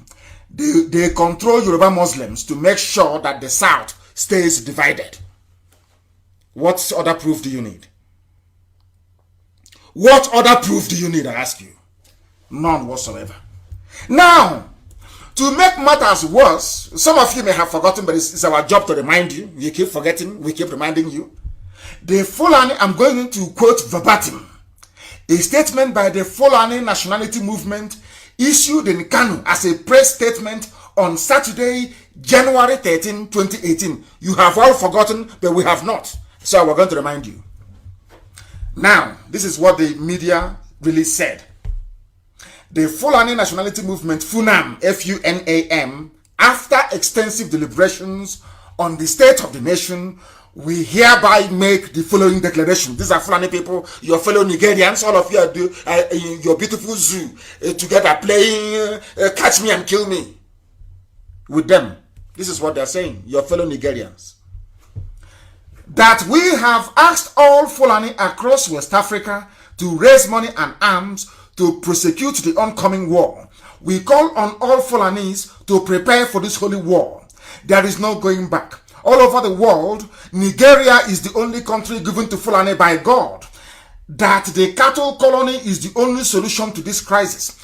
Whether the federal government or state governments accept or not, we have asked all Fulani headsmen all over West Africa to move to Nigeria and penetrate every corner for the upcoming jihad. We have asked them to be armed, since it seems it is the only language Nigeria understands. A statement by Fulani Nationality Movement, FUNAM, Saturday, January 13, 2018. And you would think, some will say, oh no, it's propaganda. Oh, leave IPOB. They're always doing their propaganda. They are casting the government in a bad light. You know when that's why when they go out, they go to Vietnam, they tell the Vietnamese government, don't allow IPOB here. They're giving us, I'll get to that later. They're giving us problems. But that thing they said, the Fulani said in 2018, here now, in that same 2018, you know what they did? Benue belongs to Fulani headsmen by right of conquest, according to Daily Post. So you will not accuse IPOB. You will not say it is a Biafran newspaper. No. It's from a Nigerian newspaper. Benue belongs to Fulani headsmen by right of conquest. Professor Muhammad. And the people from Benue are still, they wake up in the morning and they say one Nigeria. And you're telling me that people are that well in the brain? Can you see it? They said to their people, come and conquer. They have come and they have conquered. It is here. They have come and they have conquered. Yes, as somebody said, they are playing Russian roulette, catch me and kill me. That's what we are doing with Fulani terrorists. If they catch you, if you're lucky, they behead you or they kill you, and the zoo continues the next day. The next news will come. Let us look at maybe Big Brother, or let us look at how things are going. How which celebrity is doing what? Confusing all of you, and you're being eaten up alive by the day. Unbelievable. Unbelievable. Who is responsible for this? Somebody from Middle Belt. It was Gowon that laid the foundation for the disease that everybody is suffering today. We are the architects of our own misfortune. Today, Middle Belt is in trouble. They are turning it upside down. And who brought it about? A Middle Beltan, somebody from Gowon, a Christian for that matter. Look at the zoo today and where it is. We condone evil. I keep saying it. In fact, every morning and evening, those that pray to God, every black person, you must keep praying every blessed day. God, remove evil tendencies from my heart. God, remove jealousy. God, remove envy. God, remove wickedness. I'm a black man. Remove evil from me. I'm telling you the truth. Every blessed day. I'm telling you. Because we support evil. As I said before, we naturally gravitate towards iniquity. That is why the black race is backwards. And that is why it will continue until we change, until our brain, the way we reason, changes. Fulani are playing games with all of you. You don't know. I kept quiet for 7 days. They thought, oh, he's gone. Oh, now let us try and even accelerate our wickedness and our evil. It's God one that caused it. We are now on the verge today of total conquest because of a mistake that Britain made. Certain racists in the British colonial establishment, including the BBC, and to a lesser extent now, even today, BBC, they have continuously reinforced the superiority complex of neocolonialists. They denigrate, they very subtly, they insult and they demean you without anybody knowing. You think they're doing you a favor? Of course not. Very cleverly, of course I read in England, so I know their tricks. Very cleverly, they'll be insulting you and putting you down, but you will not know. And I'll tell you to an Afro breeze, you will not know. Like a house rat. As they are chewing the sole of your feet, they are blowing you breeze. So you won't feel a thing. The thing we don't know, of course we know. Why do you think IPOB is as strong as we are? Because we know everything. We know all their games. We know the games that they are playing. That is why today, when you hear about Zamfara, people are selling their houses to bandits in Zamfara. According to an emir, the emir of Guzo, people are selling their houses to bandits. It's Zamfara. Bandits are now landlords. Who are bandits? These are Fulani terrorists from Mauritania, from Mali. Just name it, from everywhere they have come. And you're still tomorrow morning. Nigeria, we need to reposition Nigeria. We need to restructure. When you know the solution lies in the complete dissolution of the damnable contraption. Black people are evil. If not that black people are evil, there is no way learned people, educated people can wake up to this rubbish every blessed day. Every blessed day, the same nonsense, the same garbage, no light, no water, no hospitals, no good schools, no jobs. You graduate, you come out, you have nothing, no hope, nothing whatsoever. And you still say you're Nigerian. God have mercy on your ignorance. Unbelievable. Bandits are now landlords. In Guzo, Fulani owns Benue by right, and be wasting your time. And what happened to the others in history will also happen to you. It will happen to you. Evil every blessed day. Please tell me how many Nigerian soldiers, Nigerian soldiers were killed in Katsina. This is not Meduguri, not Borno. In Katsina, the same state of the hard man. The general, no nonsense. You know, I remember when Tinubu was promoting Buhari before 2015 election. He is a hard man, a general, a no nonsense general. But in his state of Katsina, the late no nonsense general, Fulani terrorists, probably maybe from within or from outside, nobody knows, have now ambushed. They are Fulani terrorists also, soldiers, and killed 16 of them. Terrorists on terrorists. That's what is happening now. One is in uniform, one is in Islamic garb, is in Al Qaeda outfit. Terror, fighting terror in the zoo in Katsina. And nobody has been sacked, nobody removed, nobody called to resign, nothing. Imagine if it was Ihejirika as the chief of army staff and the terrorists will ambush Nigerian soldiers 16 and kill them in Katsina. Hey, they will go and burn his house down. They will kill his whole family. But this rubbish is happening every blessed day. And what do? You keep quiet. Soldiers. Zoo soldiers. 16 dead in Katsina. Hey, black people in this UG. Black. There's something wrong with you people. I'm telling you the truth. I'm telling you. Black people. Your reasoning capacity is zero. Absolute zero. Absolute zero. And who caused all this nonsense is the amalgamation of the North and the South. The white man came without regard for anybody. Lugard came and said, you, Yoruba land, I'll divide you into two. Half will be in Dahomey, which is a Benin Republic, and half will be in the zoo. And your name is now Nigeria. And I keep asking this very simple question. There is a Yoruba person in Porto Novo, in Benin Republic, and a Yoruba man in Badagry. And they speak the same language, they eat the same food, everything is the same culture, everything is the same. And you divide them into, this is one thing about colonialism I don't understand. And why we have not challenged it, I do not know. You have a white man travel all the way from Scotland, Lugard, come to your land, Yoruba land, and cut you into two. And say one of you, your name is now Dahomey, Benin Republic subsequently, and the other one, you are Nigerians. And you accepted it. And that same white man now said, you that is a Yoruba man, Oduduwa man in Odua, man in Badagry, you are related to one Ahmed Kaparafi from Kanu Empire. Does that make sense to anybody?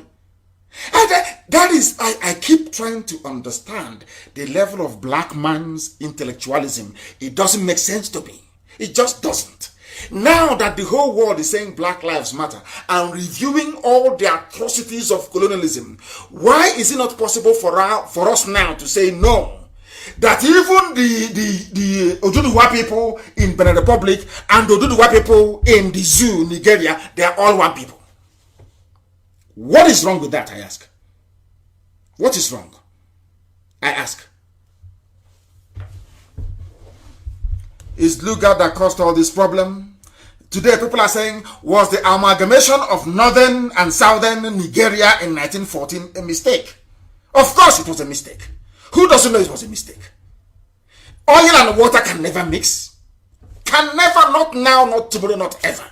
That is why there is no progress. That is why nothing is happening. That is why people graduate, come out of school with no jobs.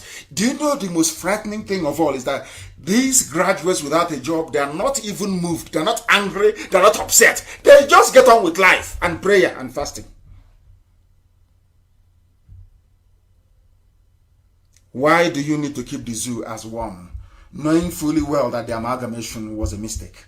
Why do you need to keep the zoo as one, knowing fully well that dividing people and conquering and ruling them the same way that the colonialists did was a very bad thing? Why can't we understand that? And in the midst of all of these things, in the midst of all this evil, you will think that something good will come somehow, maybe one day, but no. What is happening? Remember the list I gave you before, or I rolled out before, about those who are in power, where they come from? Are they not all Fulani people? Now listen, how Nigerian government officials diverted $800 million from secret oil sale. Who are the people that did this? Fulani. No EFCC, none whatsoever. The same people. Now, former NNPC, I'm just reading you only the headlines. I don't want to disturb you too much because I'll take some calls in a minute. Former NNPC boss Yakubu claims 98% of over 3.8 billion found in his house are gifts. Cash, 3.8 billion. Cash. Where is he from? He's from the north. His name is Andrew Yakubu. Are you following? One Nigeria. Are you following in this whole one Nigeria garbage? How they are squandering money left, right, and center. But there is EFCC. and anti-graft, and he is fighting. Nigeria is winning the war, or should I say, Nigeria is winning the war on corruption. The anti-corruption crusade. They have now received a certificate from Mozambique that they are doing very well. Rubbish, all nonsense, all garbage. 100 million barrels of crude oil shipped to China, sold for $800 million, shared by the late Abba Kyari, Malami, and Maikanti Baru and others, all Fulani. This oil is the reason why they want one Nigeria. And the most painful part is that we are obliging them. We are allowing them to get away with murder. That is what I don't understand.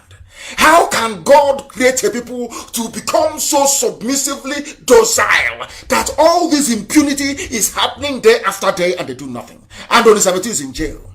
And these are the people, they say in billions. Look at them, Fulani. And they want to go and arrest somebody in Iguacha. And they are calling a weak all sorts of names for defending a defenseless woman. So if they will arrest the lady and take her away, and those that received $800 million will be the ones prosecuting her. You people are sick in the brain. You people are mad.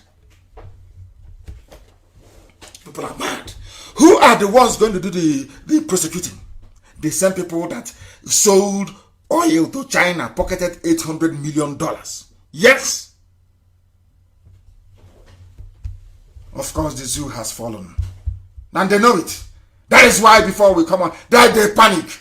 They know the whole world is listening. And they are worth nothing before the whole world. They are worth nothing. $800 million. Not naira, dollars. And you are in one Nigeria. Shame on all of you. Who is going to probe the oil fraud? Who is going to probe? One person said, so somebody tells Buhari, ask for probe. Which Buhari, I ask you? Which Buhari? The one that can address the public or the one who cannot? Is it the one with a hole in the neck or the one that looks like a 25-year-old boy? What is wrong with you people? Keep deceiving yourselves. Keep lying to yourselves. Zoo animals everywhere. Zoological Republic. Keep deceiving yourselves. Who is going to probe who? $800 million missing. And Nnamdi is in jail. For 400 million naira they gave him to run PDP campaign. This is the beginning. The zoo is crumbling left, right, and center, and they know it. Don't they know it? Of course they do. All the yappers, they will have something to yap about very soon. They will yap. They will run out of oxygen. Because we will give them something to yap about very, very soon. Look at the zoo collapsing every day. They won't talk about it. 800 million missing. These are the idiots begging for foreign aid, grant. They will go to World Bank, give us loan. They go to IMF, give us loan. But meanwhile, that is one thing about black people. Meanwhile, the money you have inside, you are siphoning. You're stealing it. You can see for yourselves. Can you see it? Can you see it? Fulani in power. Don't worry, in 2093, you people will vote for them again. By that time, we'll be out anyway. We have no time for these idiots. They think we have to put up with this rubbish? Is this how a nation is supposed to function, a country? I'm asking you. Is this how a country is supposed to function? Some of you cannot answer. You can't answer, can you? Crude oil being shipped all over the place, asking for who is going to investigate who? Who? Is it Fulani? Investigating Fulani? How is that possible? How is that possible, I ask you? Then these are a bunch of illiterates. Illiterates, they know nothing. If they were intellectuals, maybe I can enjoy it. They are nothing. They are nothing, absolutely nothing. Only to steal. Only to steal. Only to steal. Only to loot. The only thing Fulani knows is to loot. To loot every blessed day, stealing and killing. That's all they do. Kill and steal. That's all they do. And you idiots are talking about one Nigeria. One Nigeria. Useless set of people. One of the few people that speaks up, that speaks the truth, His Eminence, and Cardinal Anthony Olubumi Okoje has spoken. He has decried the level of corruption going on. He is crying over corruption. Of course, he's a man that I respect very much. His Eminence. He's crying over corruption. Him and Kuka Bishop Kuka is very outspoken man that I have regard for. They are crying over the level of corruption in the country. But mind you, that in 2015, Obama and everybody said, we need Buhari in order to fight corruption. Today, His Eminence is crying over corruption.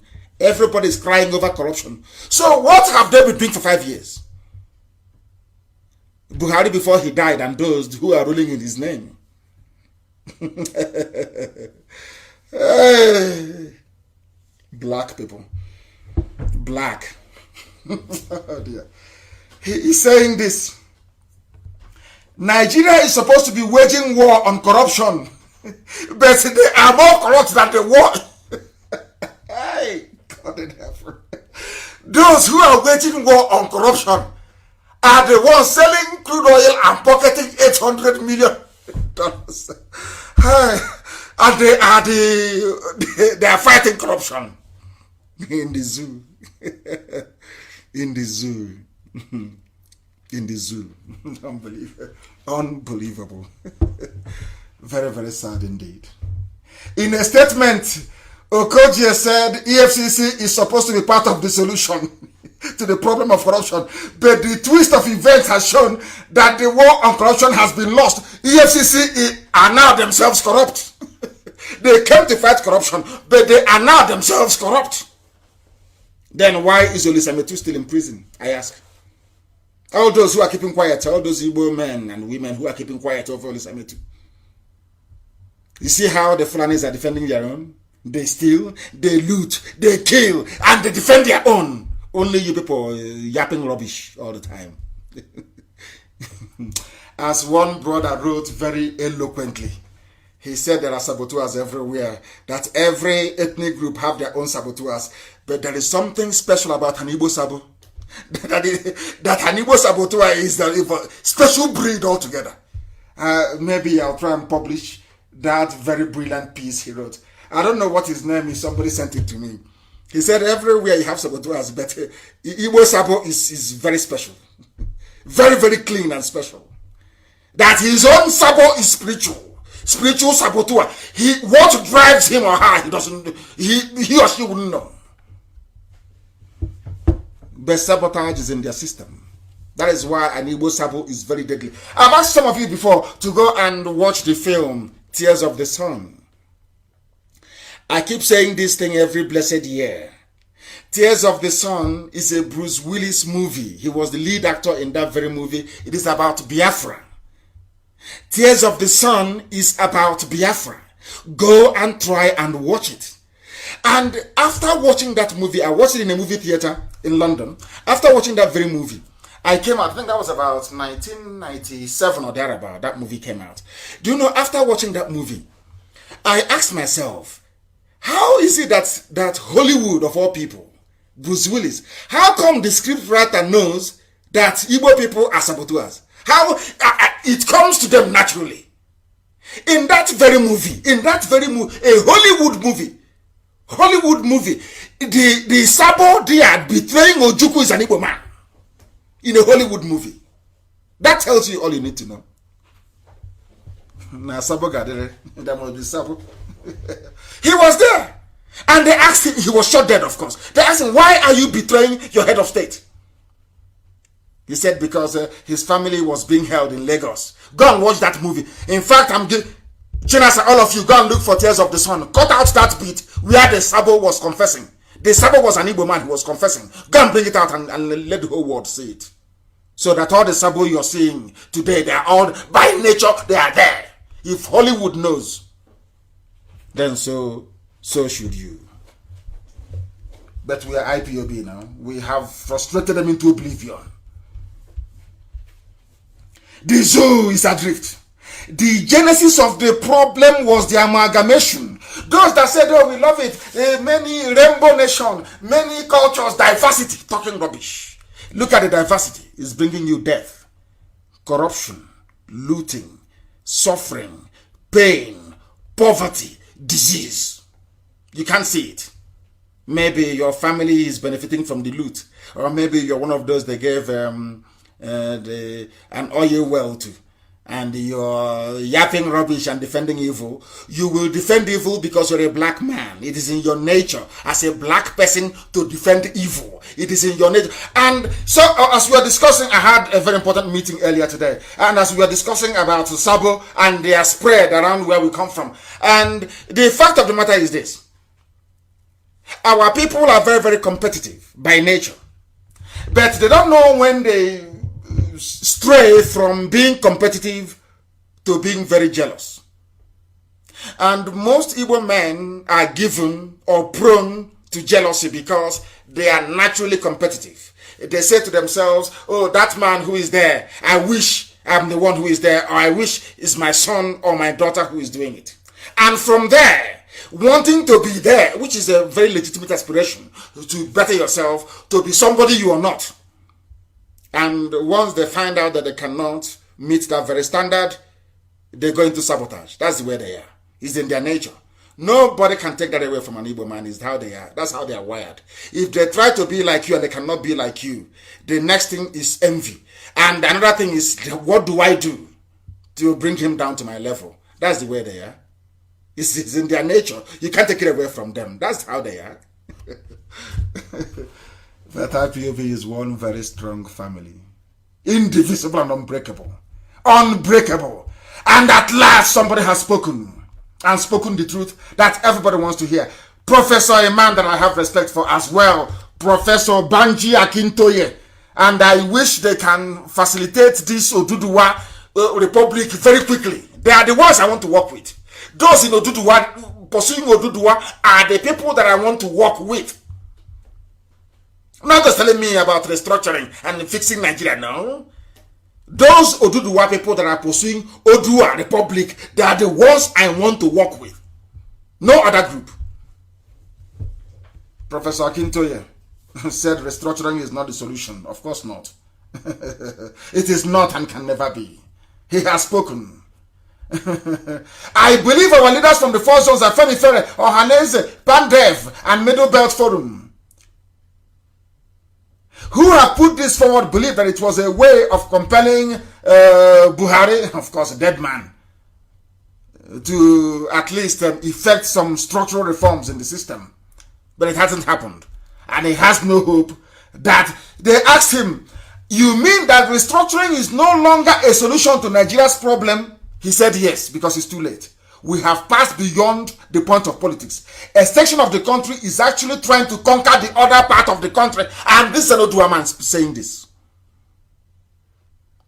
He's the one saying this. Not me, a professor. Akintoye is the one saying this. Not Nnamdi Kanu. No, of course not. I'm only putting him what he said. Restructuring is the argument of politics. It is not a response to war. The Fulanis have brought war, and you're discussing politics, and they are conquering you. They are cutting up your daughters into pieces, and you cannot see it. Sabo is blind. Sabo can never see it. They cut up your daughters in your villages, and they spread the parts all over the place. Sabo, can you see? No, you can't. Professor Akintoye is telling you that the Fulanis are speaking the language of war. And you, with your stupid restructuring, you are speaking the language of politics. Who do you think will win? I like what he said so much. I love it. I love the words he used. You don't use the language of politics to address a war situation. That is why they are conquering all of you. One after the other. And that is why the zoo, in desperation, are now targeting IPOB family members in Vietnam, because we are all over the world. And it is also a source of envy for people that IPOB, we are the largest mass movement in the world. When we march, the earth shakes, of course. Who doesn't know that? Who doesn't know that? Our people in Vietnam, I received this very correspondence that our people in Vietnam are in very great danger because people working in the zoo embassy in Hanoi are conniving with the Vietnamese government, bribing them and giving them money. They sell all this illicit oil. They have promised to give oil to Vietnam, so they can start the deportation of our people, so they can start the imprisonment of Biafrans in Vietnam. They sent pictures to the Vietnamese immigration and police. And some of our people were invited to immigration office in Ho Chi Minh City and forced to sign an undertaking stating that there will be no more IPOB activities in Vietnam, or that our insignia should not be showed, and we are going to take them to court in Vietnam. We are going to get a top human rights lawyer will take them to court in Vietnam. It is their country, yes. But Biafra must exist. Is it not the same Vietnam that fought USA? You fought France and USA for your independence, didn't you? Vietnam. That now you want to come and support evil. It cannot happen. We'll take them to court in their own land. And that's what we're going to do. And I have a very... I would want some clarifications, I would say, on what is actually happening in the West. Because we have our coordinator, Tari Nemi, who is the coordinator of the Western region, and I want to bring him to tell the whole world what is happening. The whole world is actually listening. Tari Nemi, can you hear me? Yes, I can hear you. Good evening from here, sir. Good evening to you. Can you tell us precisely what is happening in the Western region and how you intend to fix it? Okay. In the Western region, we've been having some challenges, though we've also measured some level of success so far. What are those challenges you're having? Hold on. What are those challenges you're having? Okay, the challenges we are having, it seems to be like some people have decided to have a parallel government in the West here as a result of the previous leader. And these people are just working on their own differently and going against every instruction that comes from the leadership. Now hold on for a second. Let me go back to our opening this very evening about black people and lack of discipline. If your administration is over, or for some reason your services are no longer required, you go away quietly. You may be recalled the next day. Some of you are so daft and so foolish. Do you know how many times our Biafran national coordinator was suspended from IPOB, but is our national coordinator today? Do you know how many times Amarachi Giftibe was suspended? Look at her position today. What is wrong with you people? If your tenure is over, it is over. You hand over everything. I don't want you people to compel me to use force on you as stupid black people who cannot reason. Once your tenure is over, you hand over. And that's the end of it. Tomorrow you may be recalled to come and serve. Biafra is not going to be like the zoo or any other useless African country where somebody serves and at the end of their tenure, to go will be a problem. There will be no parallel government in Lagos. And as we are speaking today, you come back next week Sunday. If it persists, I will expel them from IPOB. Please go ahead. Thank you very much, sir. Is that it? Do you have anything else to tell us about what is happening in the West? Apart from Lagos State, the Edo State coordinator has just cut himself off from the leadership of the West. He told me emphatically that he's not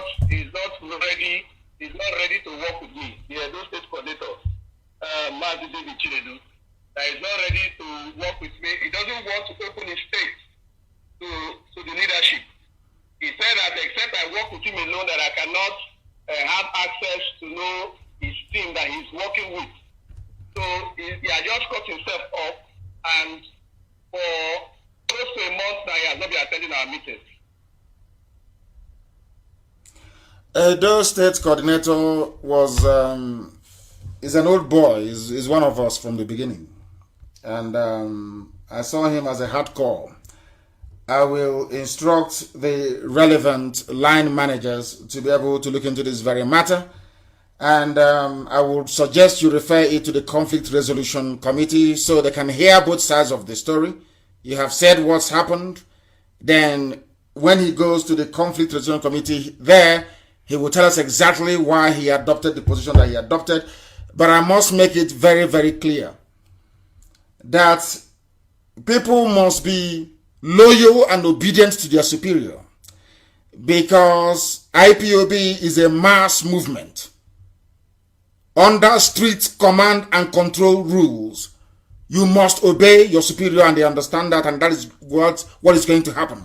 And as I said, you will refer this very matter to the Conflict Resolution Committee, and there they will look into it and come to a resolution within the next 7 days. Thank you very much for being with us, and continue the very wonderful work that you're doing. That is Tarinemi. And as I said earlier, it was my intention to try and open the lines for a little bit to see if our people may have one or two contributions to make. If you have anything to say, you can say that now, or you can call our lines now as usual. And the time now is approximately 12 minutes past 9 p.m. in the land of Biafra. If you have anything to say, or should I say any contribution to make, you are at liberty to do so. But I must also announce this very evening, very, very critically please, I must announce that our people in Canada, I must say what they have done. The caller on the line, stay where you are, the caller on the line. I must announce this very evening what our people in Canada are doing. They are doing very well, fantastically well. But as I have said, Madam Nnamdi must have access to every IPOB account everywhere in the whole world, so we know what is happening. We don't want what happened to us in the USA before to happen to us again. We are criminals, took over our proceeds and decided to go and work for the zoo instead. We are not going to make that mistake. So Madam Nnamdi must have access. Our sister Nnamdi must have access to every account. But I want to recognize this very evening the Igbo Diaspora Development Agency in Canada. I repeat, Igbo Diaspora Development Agency, for their contribution of $12,000 to the coffers of IPOB to support what we are doing. We commend them extensively, and some people also in the USA, they are now waking up. As you can see, I no longer have terrible things to say about the USA because our people are waking up. A lot of them are now coming up to do the needful. So USA and Canada, they are now waking up, and we are encouraging and asking them to do even more. We thank all of you. We thank all of you, please. Very, very important. And I have also a very special announcement to make. This is an instruction. It is a direct order. It is an order. It is an instruction that from tonight, all attacks against our Oduduwa brethren, all attacks against Yoruba people must cease with immediate effect. As I told you, I had a very important meeting earlier today. Very critical meeting. In the next few days, you will hear the details. And in that meeting, we resolved that we are going to work together as a people. And I am asking henceforth, with immediate effect, every attack, verbal or otherwise, against Oduduwa entities or personalities will cease. Despite every provocation, you are not allowed to respond or to retaliate, but where a baseless allegation has been leveled against us, endeavor to respond to it by confining yourself to addressing those issues raised and not attacking the personality. Very, very important. You understand this evening, please. I know that the Janjaweed, the Fulani Caliphate, they will go and create many fake accounts with Yoruba names to try to provoke us, to attack us. Our focus is on Asorok, to make sure we crumble the zoo this year. As I told you before, if we fail to crumble the zoo in this 2020, it is our fault. We must crumble it this year. Our focus is on Asorok and to crumble the zoo. Very, very important, very, very critical. You are not to attack any Yoruba person or their entities. It is an order from me this evening. It should cease henceforth. It should cease henceforth. Please, I had a very high-level critical meeting with Yoruba stakeholders. Sorry, Oduduwa, I don't want to use the word Yoruba. With Odua stakeholders. And they are pursuing what we are pursuing. And we cannot be seen to be antagonistic towards one another. Because the Fulanis are the ones laughing and rubbing their hands with glee. We cannot give them that opportunity anymore. As simple as that. I have a caller on the line. That caller, are you still there? And can you, for goodness sake, hear me? Yes, I can hear you, my leader. Please, your name and where you're calling from. My name is Biafra Effiong. I'm calling from British Columbia, Canada. From British Columbia, you're Biafra Effiong. Where do you come from in Biafra land, please? I came from Isratai in Akwa Ibom, Biafra land. Thank you very much. Please go ahead. We are listening. Go ahead. You have gone silent. Yes, go ahead. I love you so much, my leader. I've been following you for so long time, 2012 till today. I've been a person that I met you before when I was in Malaysia. You have been a great man, and God have used you to celebrate the whole world. I love you, and there is no person can block this or can stop this movement. My leader, you are the man that God sent, and you told us that this struggle is whiter than snow. And I believe that, and I've been working with my own capacity to make sure this Biafra restoration come to reality. I was the one who started the IPOB in Philippines. Wow. I started the IPOB in Philippines before I now hand over, before I moved down to Canada. So the Philippines is working strong. Yes, it is. So I have been an assistant coordinator here in British Columbia. But my leader, I follow you because of what you said. I didn't follow you because of, I just follow, I know I don't want to go to the detail. But I just want to thank you, and I'm overwhelmed to speak with you. But there is a small thing I want to beg you, please. Go ahead. Because in your leadership, sometimes people don't understand. Of course, in all the family, you might have maybe a child or that might not like to follow your instruction. They might be causing confusion. Yes. Now, Akwa Ibom State is having a very big problem, which you might not know the details. But I call my family because I even put the radio Biafra satellite in my compound there, and also have some information there. My family has given me information. So the Akwa Ibom has problem with coordinator issues. My family is reporting to me. Very, very bad. And I don't want to put my people in the danger. So please, they said they don't want the coordinator that is working now. It's causing a lot of problems. You don't want to work with anybody. And they even write him a letter asking him to work with every other person. I personally see every other coordinator that they signed that letter. I also signed with my hands. This guy refused to work with anybody. See, today, he doesn't want to work with anybody. My leader, please, I know this Biafra we want is democracy. It is not something that people will say, this person we don't want. And they will force that person to be. I don't know. We don't want something that happened to Imo State. When they force Uzodimma give Imo people. Now, the Akwa Ibom said they don't want this guy. This person don't want to work with anybody. My leader, I'm begging you, I'm on my knee. I cannot work for Biafra to restore. Then my own Biafra in Akwa Ibom is down. I was expecting Akwa Ibom Biafra to be even more stronger than Abia State or any other part of Akwa Ibom. The second in command was Philip Effiong. He was a man that I love so much. And God rest you. God rest you. People were saying that, hey, you cannot not follow Igbo man. Igbo man always cheat, do all those things. But God stand with you. They give you everything, you refuse.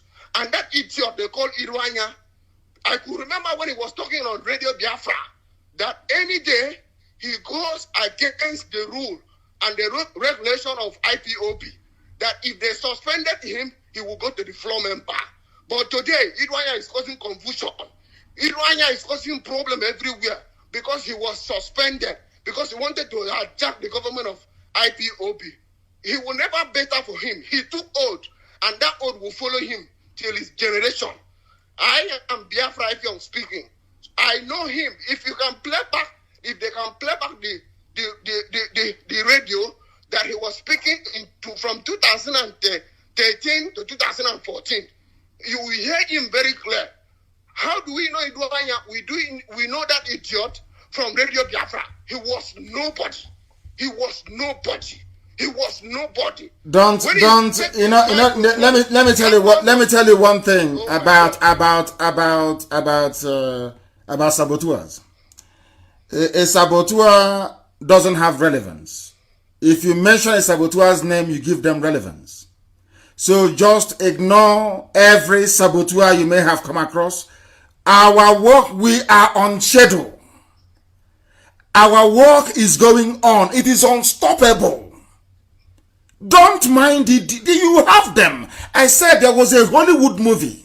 I want everybody to go and watch Tears of the Sun. In that Hollywood movie, the only saboteur there was an Igbo man. So don't be surprised. Okay? We are moving forward. My happiness is that God in heaven, structured IPOB in such a way that it's unbreakable. It doesn't matter who you are.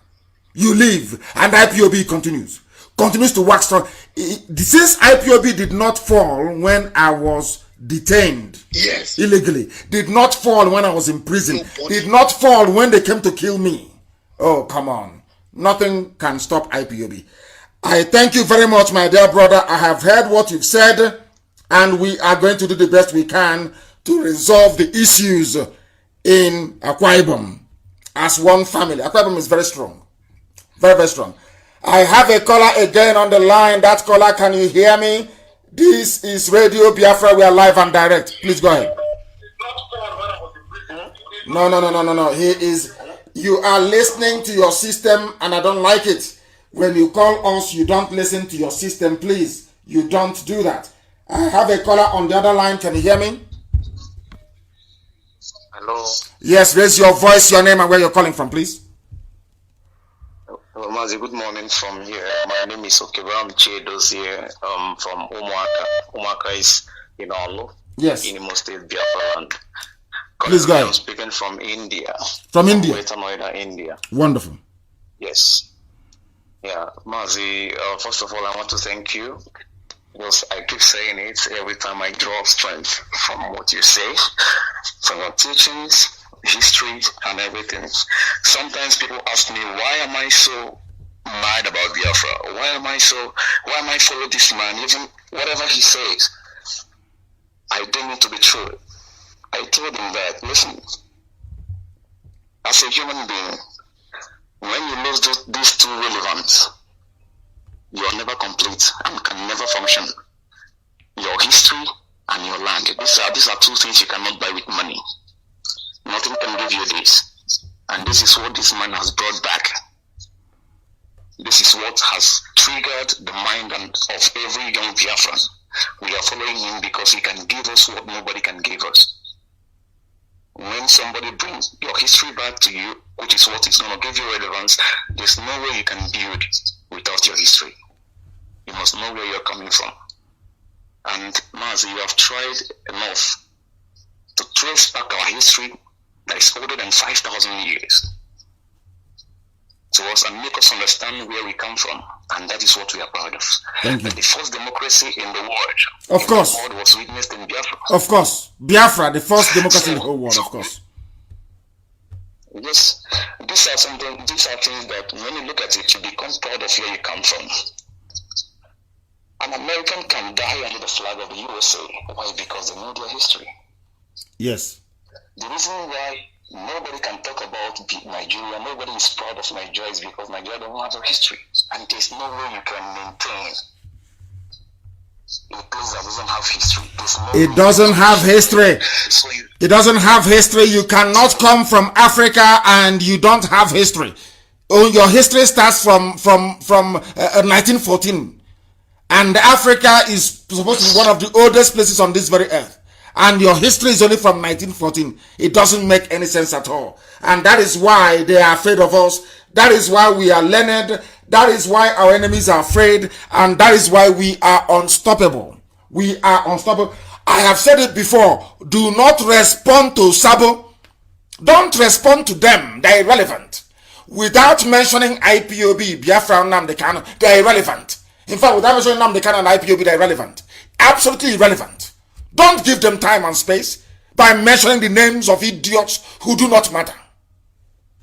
Irrelevant people. Please, very, very critical. We understand that. I have this caller again on the line. Can you hear me? Okay. Yeah, I can hear you. Mazi, I thank you and I congratulate you so much. My name is Osasu. I'm an IPOB under the banner of Uwa Sofia. Can you hear me? Yes, I can hear you very well, loud and clear. Go ahead. Yeah, good. Thank you very much for your work. So I cannot just go much deep, but...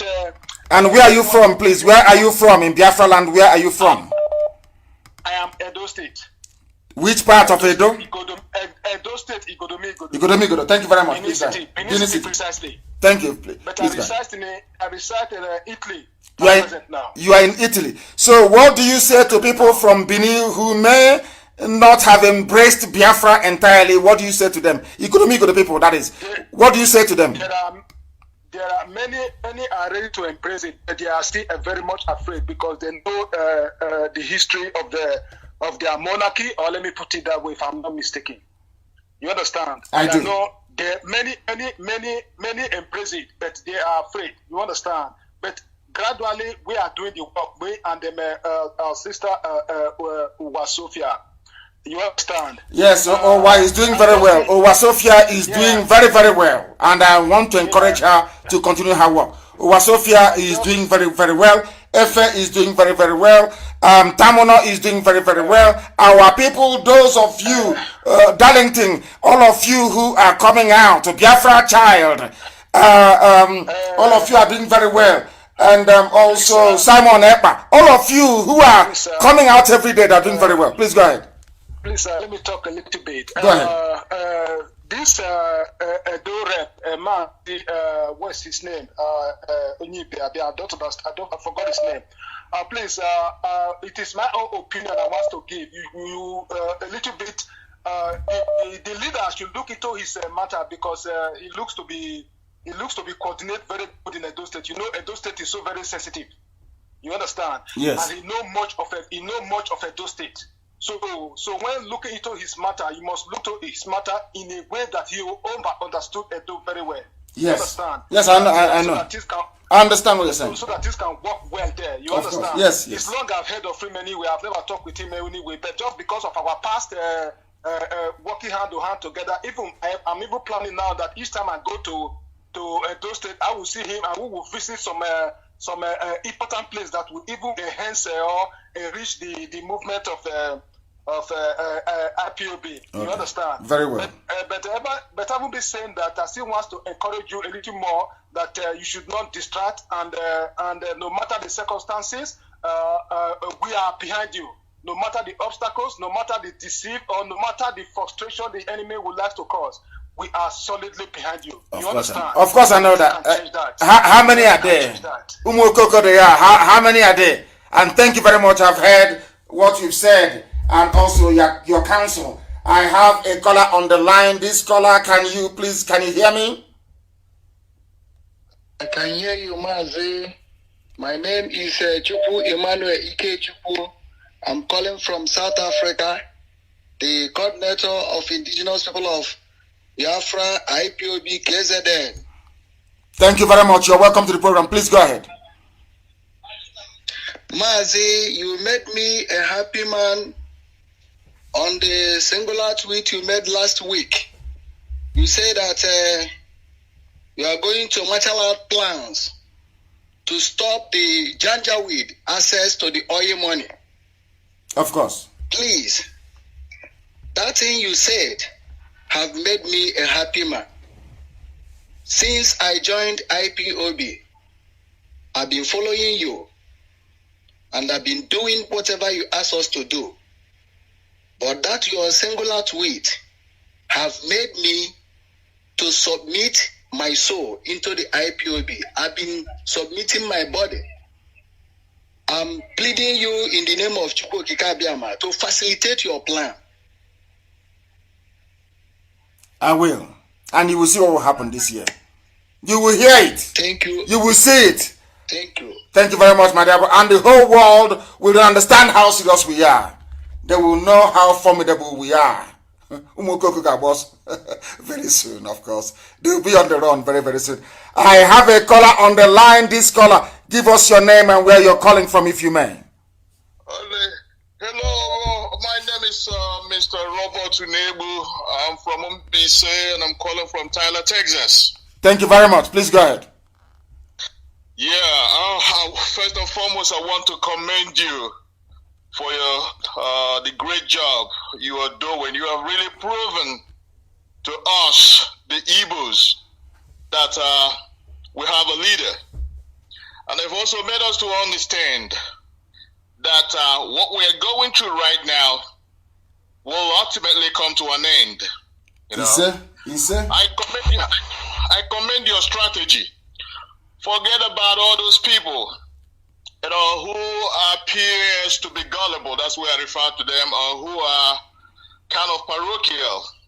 Because going by what I think Lord Lugard, the book he wrote, Dudua Mandate in Tropical Africa, he referred to us as people who live by the moment and who don't have any apprehension for the future. But I'm glad that today, with you, you have proven to the whole world that we are far-sighted people. You know, we know where we're heading to. You know, of course. I was born during the Civil War, so I understand what it means. So when people who were not part of that tragedy talks, you know, I pity them. You know. Yes. So don't divulge your strategy to anybody. You don't own anybody anything. Keep on planning what you're planning. We're strongly behind you. Of course, I know that. You know. I have no doubt. We are strongly behind you. So the sabotage, as you said, is just their existence is just temporary. You know, if you give them attention, you give them relevance. That is true. They don't need it. You know. So keep on focusing. And with respect to what the Fulanis are doing right now, I believe that your strategy of mobilization and sensitization and conscientization of our people should be ongoing. You know, we are helping with respect to that because so many of our people appears not to understand the agenda of the Fulanese. You know, yes. So, I mean, taking you a little bit back on history, in 1967, I have the clip. Ojukwu, after the Aburi Accord was asked, yes, was asked what he feels and the plans of the Fulanis. He said that their agenda never changes. It never. The only thing is that they change the strategy. Never. The agenda is the same for Fulani. Always the same, to conquer, to subdue and to subjugate. Yeah. They change their tactics from time to time. You know. Now with the corruption scandal that have emerged themselves into, that trying to find a way to divert attention, thereby focusing right now on what is happening in NDDC. That's a strategy. Of course. That's a strategy. Of course. So we have to keep on mobilizing our people so that we be on guard, we be on alert. You know, of course. In fact, to prevent them from castrating, because I'm quoting the word of Ojukwu. He said that what they want is to practically castrate. And that's what I have done. That is why that was why in Imo State, in your state, because you're from Mbise, that was why they managed to plant somebody from the 4th position into number 1. That is an absolute castration of Imo State as a whole, not just one individual. I thank you, my dear brother, for calling. I have somebody on the other line, that very person. Are you still there and can you hear me? Yes, Mazi Nnamdi Kanu. This is, can you hear me, sir? Loud and clear, please go ahead. Okay, my name is Moses Arimado. I'm from Ngobala in Imo State. I'm calling you from Ohio, United States of America. And they were one name. Thank you very much. Thank you. Thank you for calling. Please go ahead. Well, for the matter of this forum, this platform, I have few questions for you before I go into my main question or contribution this evening. Please bear with me.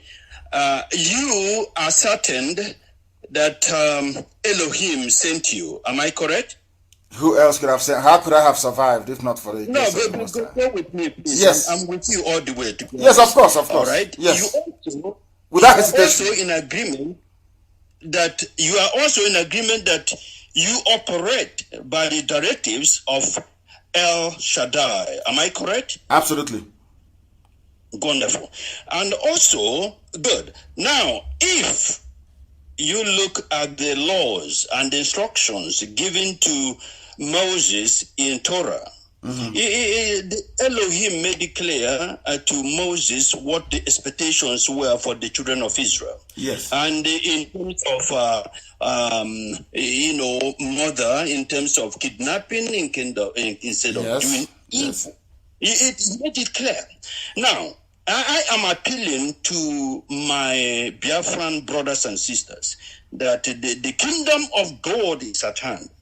When Biafra comes, there will be no nonsense. There will be no room. We are going to follow the Torah. We are going to follow the law of Elohim. We are going to do things according to the children of God. Therefore, we are not going to have time. Our money is not going to be used to build prisons for criminals. Our money, if we are to build prisons, is going to be for those that committed minor misdemeanor, like traffic offenders or those who are not paying child support. But for criminals, for those that looted our treasury, for those that nobody can loot treasury if you don't even have money to loot. Because our balance is the way somebody do it you are in Ohio. If you go to Times Square in America, you see how much America has in their Federal Reserve, how much they have borrowed, and how much interest they are paying back. That's how it's going to be in Biafra. There will be no money to steal from anywhere. If anybody steals money in Biafra land, you'll be tried and you'll be hanged in your father's compound. The nearest street to your father, you'll be hanged at that very place. Biafra cannot be like any other useless African country. It can never be. Exactly. That is where I'm getting at. That is why we are going to use their bodies to feed our fishes in the ocean because there's no room to put them in prison. For what? Why should we condone evil? We cannot keep them. There's no room for them to be prisoned well so that we can entertain them and use our money and feed them. No, we will use their bodies and feed our fishes in the ocean. Now, this is the time. All Biafran people must repent now. The kingdom of God is at hand before Biafra comes because there will be no mercy. This is not a joke. We cannot tolerate what is happening in Zoo in the holy land. It can't happen. Biafra. God is my witness. It can never happen. And my dear brother, I thank you very, very much for your call. I thank you very much. Biafra land, we are not going to condone any nonsense. You must be dreaming. If you think you're going with siren, there will be no siren in Biafra land except ambulance, police. Only ambulance, police, and who else will have ambulance and fire service? Only. Even the head of state, there will be no siren for you because you be like any other person. There will be no siren in Biafra land for anybody, commissioner, your governor. Rubbish. You are like any of us. So any day you mess up, we take you out of office. If you say you won't go, we'll drag you out of that place. There will be no armed escort. No siren for anybody except for fire service, for police, and for ambulance. If you don't know, anybody thinking that Biafra is going to be like the zoo, then you're dreaming. You better stay in your useless zoological republic. The caller on the line, can you hear me? The world is listening. Your name and where you're calling from, please. Hello, Mazi, good evening, sir. Good evening to you. Mazi, my name is Chimezie. Calling from Germany. Go ahead. Chimezie, go ahead. Yeah. Mazi, I don't know if our people have committed any offense that make many countries treating us bad anyhow. No. It is not an offense. It is what the zoo is. That's what they do best. It is called castration, as our brother quite rightly said from the caller from Texas. It is called, that is what the Fulani does. You don't know Fulani. People don't know these people. We know them very well. That is what they do. They instigate.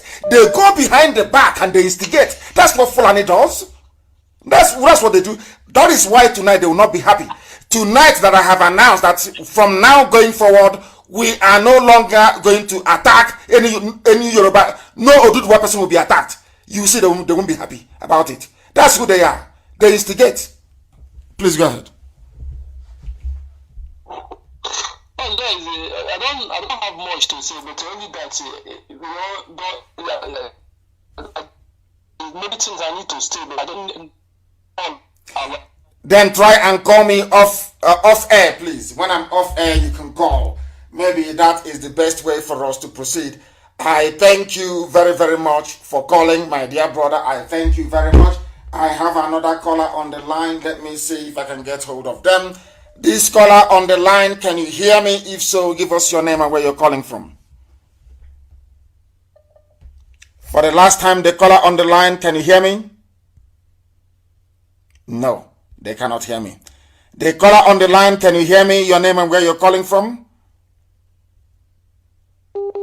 No, they cannot hear me either. And that brings us to the end of tonight's program. It brings us to the end of tonight's program. Somebody is still trying to call. Let's see if we can get... The caller on the line, can you hear me? Good evening, Mazi. Good evening to you. Please, your name, raise your voice, your name and where you're calling from, please. Okay, my name is Shitu. Shitu Oladapo. I'm in Zimbabwe. Please go ahead, Shitu. I'm a massive fan of... You're welcome to the program. Shitu, go ahead. We're listening. Okay. Yeah, I would like to say I really like what you're doing with IPOB and stroke. It has opened the eyes of a lot of us. But what I notice is that Biafra needs to focus on the people of the Niger Delta. That's 13% that the Janjaweed are giving to them. Is what they feel they can, they feel they are okay with it. You understand? Yes. As even a Yoruba person, I engage with people from the so-called Niger Delta. Yes. I tell them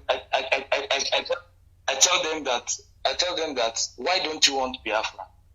They'll be like, no, Igbo will dominate us, all that rubbish. And because they are getting 13%, so I don't know. I think IPOB needs to do a lot of work on the Niger Delta. We have the thing is that we don't have any Niger Delta to start with, Shitu. And which state do you come from in Yoruba land? Which state do you come from? I'm from Kwara State. We are one of the oppressed people. Oh my goodness! I'm a Yoruba man from Kwara State. Oh my! Your situation is even worse than most of us. I'm also a massive fan. I'm also a follower of Ucheme for your deputy. Thank you very much. Thank you very much. At least this is one thing that I like about certain people in life. Despite everything we have said in the past about the Oduduwa people in Kwara State, people still can see beyond the rhetoric to get to the actual substance of what we are saying in Radio Biafra. That is for the benefit of everybody. To us, my dear brother, we don't have anything like Niger Delta. They don't exist. Opopo is Igbo land. It doesn't exist. It does not. We are all the same people. We have different languages, sometimes a slight variation in culture. But every ethnic group will be on their own in Biafra land. Nobody will have the right to go into another ethnic group to tell them what to do. So all the debate and argument about domination doesn't exist. It just doesn't exist. You know, if tomorrow... Do you know that no Igbo man even signed the amalgamation of Nigeria? Of course, we know that. We know. In Biafra land, it was only the Obong of Calabar. Yes, that is true. That is true. We never signed, and we have a document. We have a document that they actually secreted later. Ibeku, my clan, where I come from, we never signed. So I can go to court and convincingly argue that Ibeku is not a part of Nigeria because we have all those that signed. We know all the warrant chiefs that signed. Ibeku was not one of them. We never signed up to anything at all. So you are right. But we know what the British have done and what they will continue to do to us. But I don't know why I picked that very call. And you see, it's a Yoruba person from Kwara State, an Odua person from Kwara State. Unbelievable. I don't know what touched me to pick that very call. I thank him very much for calling. And on a day that I announced it, that nobody is allowed anymore to attack or to malign a Yoruba person and a Odua person, never. Because we are going to work together. And not like before. This very generation is different from the past. And big things are going to happen. Just watch this space. I thank you all very much for listening to us this very evening. And as always, you must take home with you what we have preached. That is why we are as formidable as we are. Indestructible. This very family of heaven itself, IPOB. That is why we say with every ounce of conviction that Biafra to some people may just be a nation, to others it may be a metaphor for something that we don't understand, but to us it is our religion. And here on Radio Biafra is where we worship, because Elohim Adonai El Shaddai is our God. From me, from here, it is good evening.